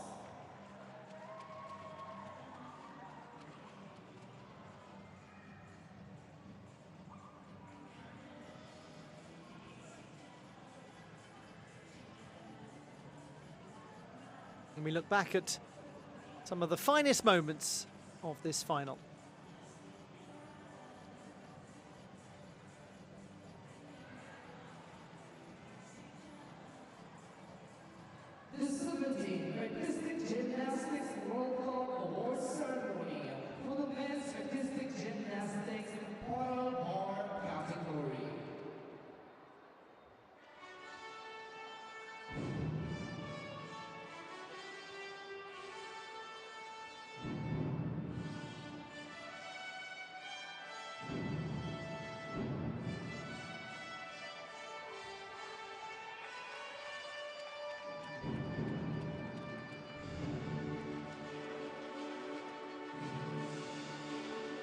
The victory ceremony for the men's parallel bars competition. Third place and winner of the bronze medal, Matteo Giubellini of Switzerland. Winning the bronze medal, Switzerland's Matteo Giubellini for the first time on a World Cup podium.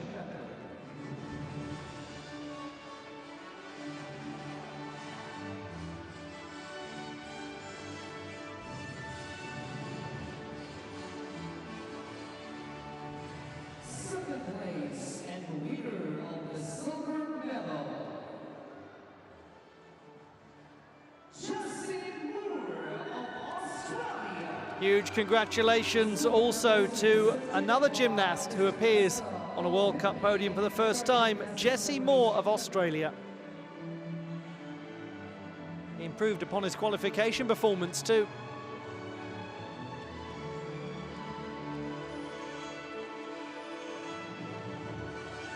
And the champion and the winner of the gold medal,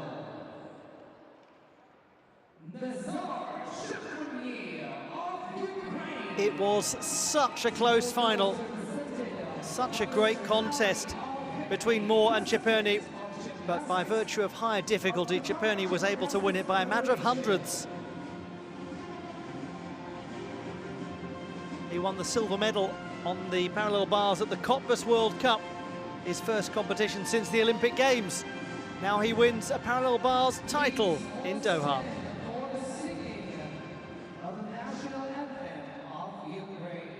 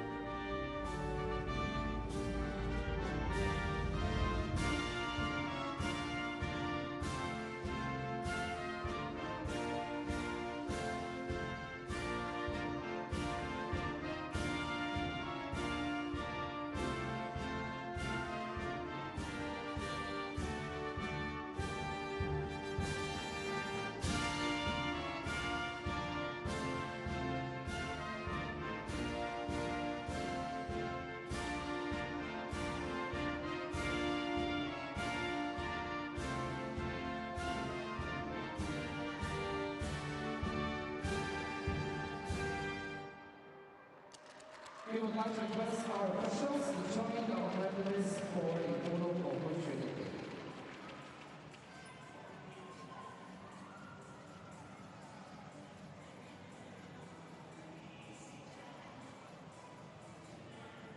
The medalists in the men's parallel bars competition at the Aspire Dome and the Doha World Cup.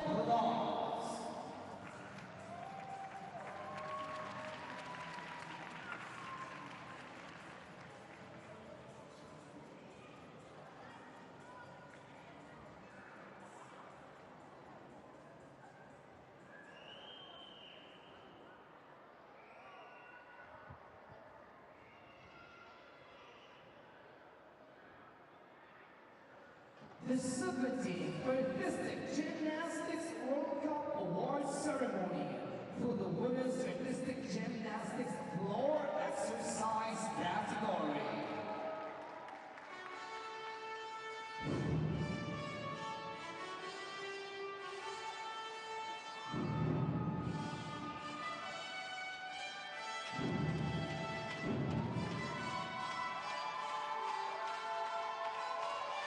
The victory ceremony for the women's floor competition at the Doha World Cup.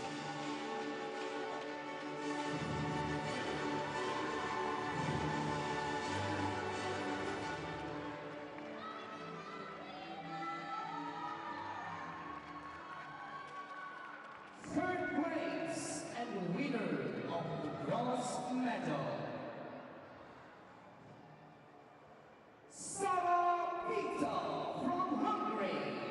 winning the bronze medal, Sara Petter of Hungary. Just the second time that she's been on a World Cup podium. And it's been a long wait for her since 2019 to reappear. She's earned this one, really earned it with hard work and with an excellent performance on the day. The same score as the silver medalist, but separated by execution.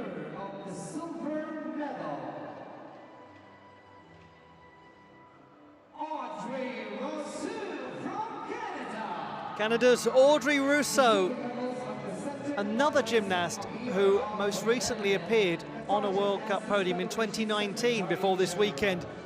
She leaves with a bronze medal from yesterday and a silver medal today. A fabulous performance, so artistic, so memorable, and so richly deserved, that second place finish.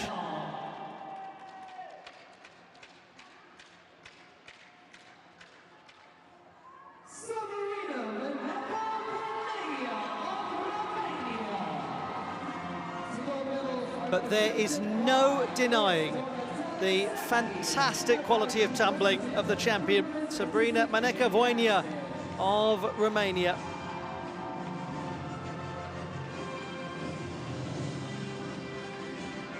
She wins in Doha once again, as she did on her senior international debut in 2023. And they are thrilled, her many fans.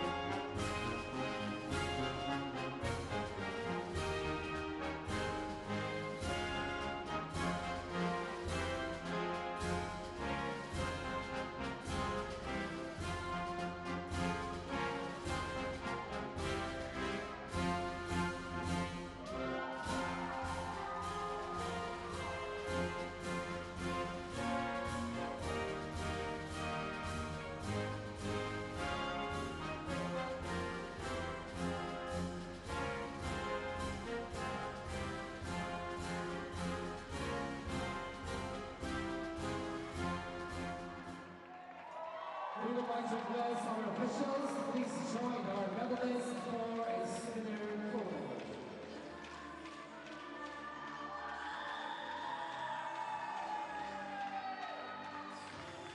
The medalists in the women's floor competition at the Doha World Cup.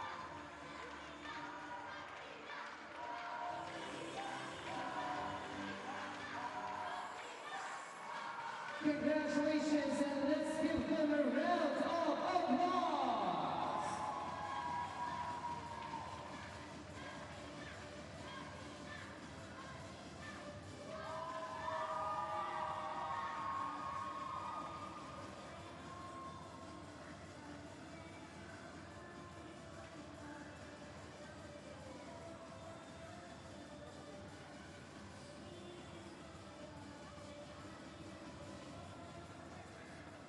The 17th Artistic Gymnastics World Cup Award Ceremony for the men's artistic gymnastics horizontal bar category.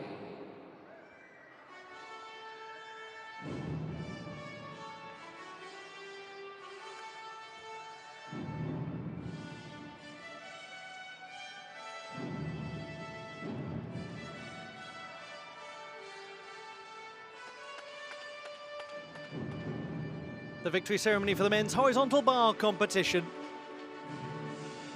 The setting is the Aspire Dome in Doha, Qatar.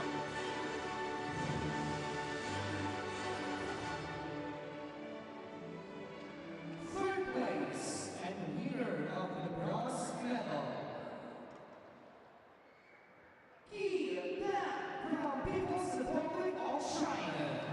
Dang Chi from the People's Republic of China is the winner of the bronze medal, and what a transformation. He barely made it into the final with a score of 11.766. Well, when the final came around, he flew up to 14. First World Cup honours. Second place and winner of the silver medal,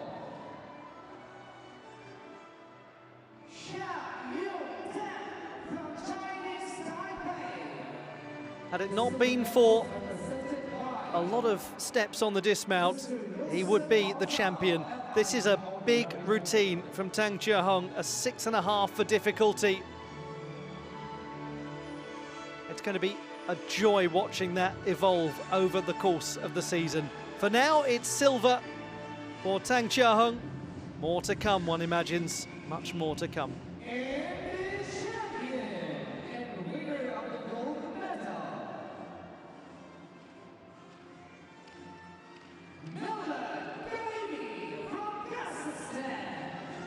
Milad Karimi from Kazakhstan wins his second consecutive horizontal bar World Cup title and becomes the first gentleman this season to win more than one on that apparatus. He's in a great position to take the overall World Cup title.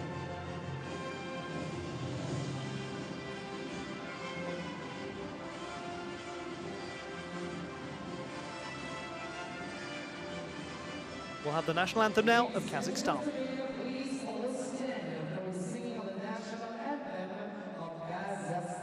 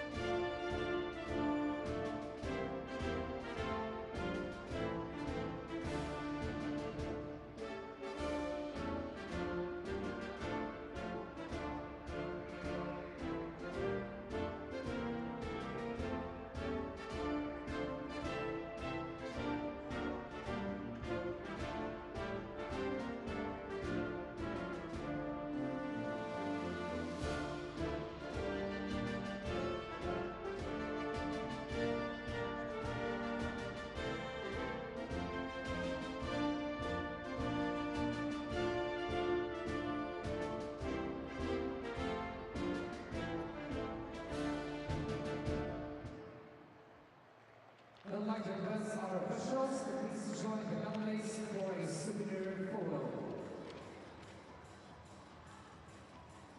The medalists in the men's horizontal bar competition at the Doha World Cup.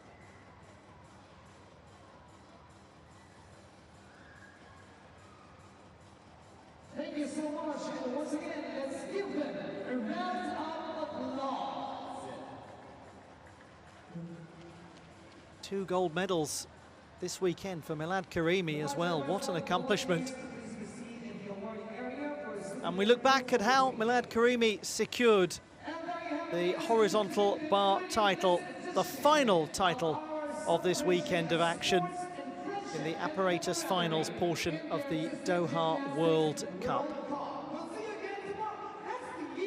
It's been a great pleasure having your company for all of the action from Doha, from the Aspire Dome. It's onwards now to the last World Cup event of the season, where the overall series winners will be crowned, and he will certainly be in contention. Cairo awaits next weekend. Time to see who'll be at the top of the pyramid. Until then, it's goodbye.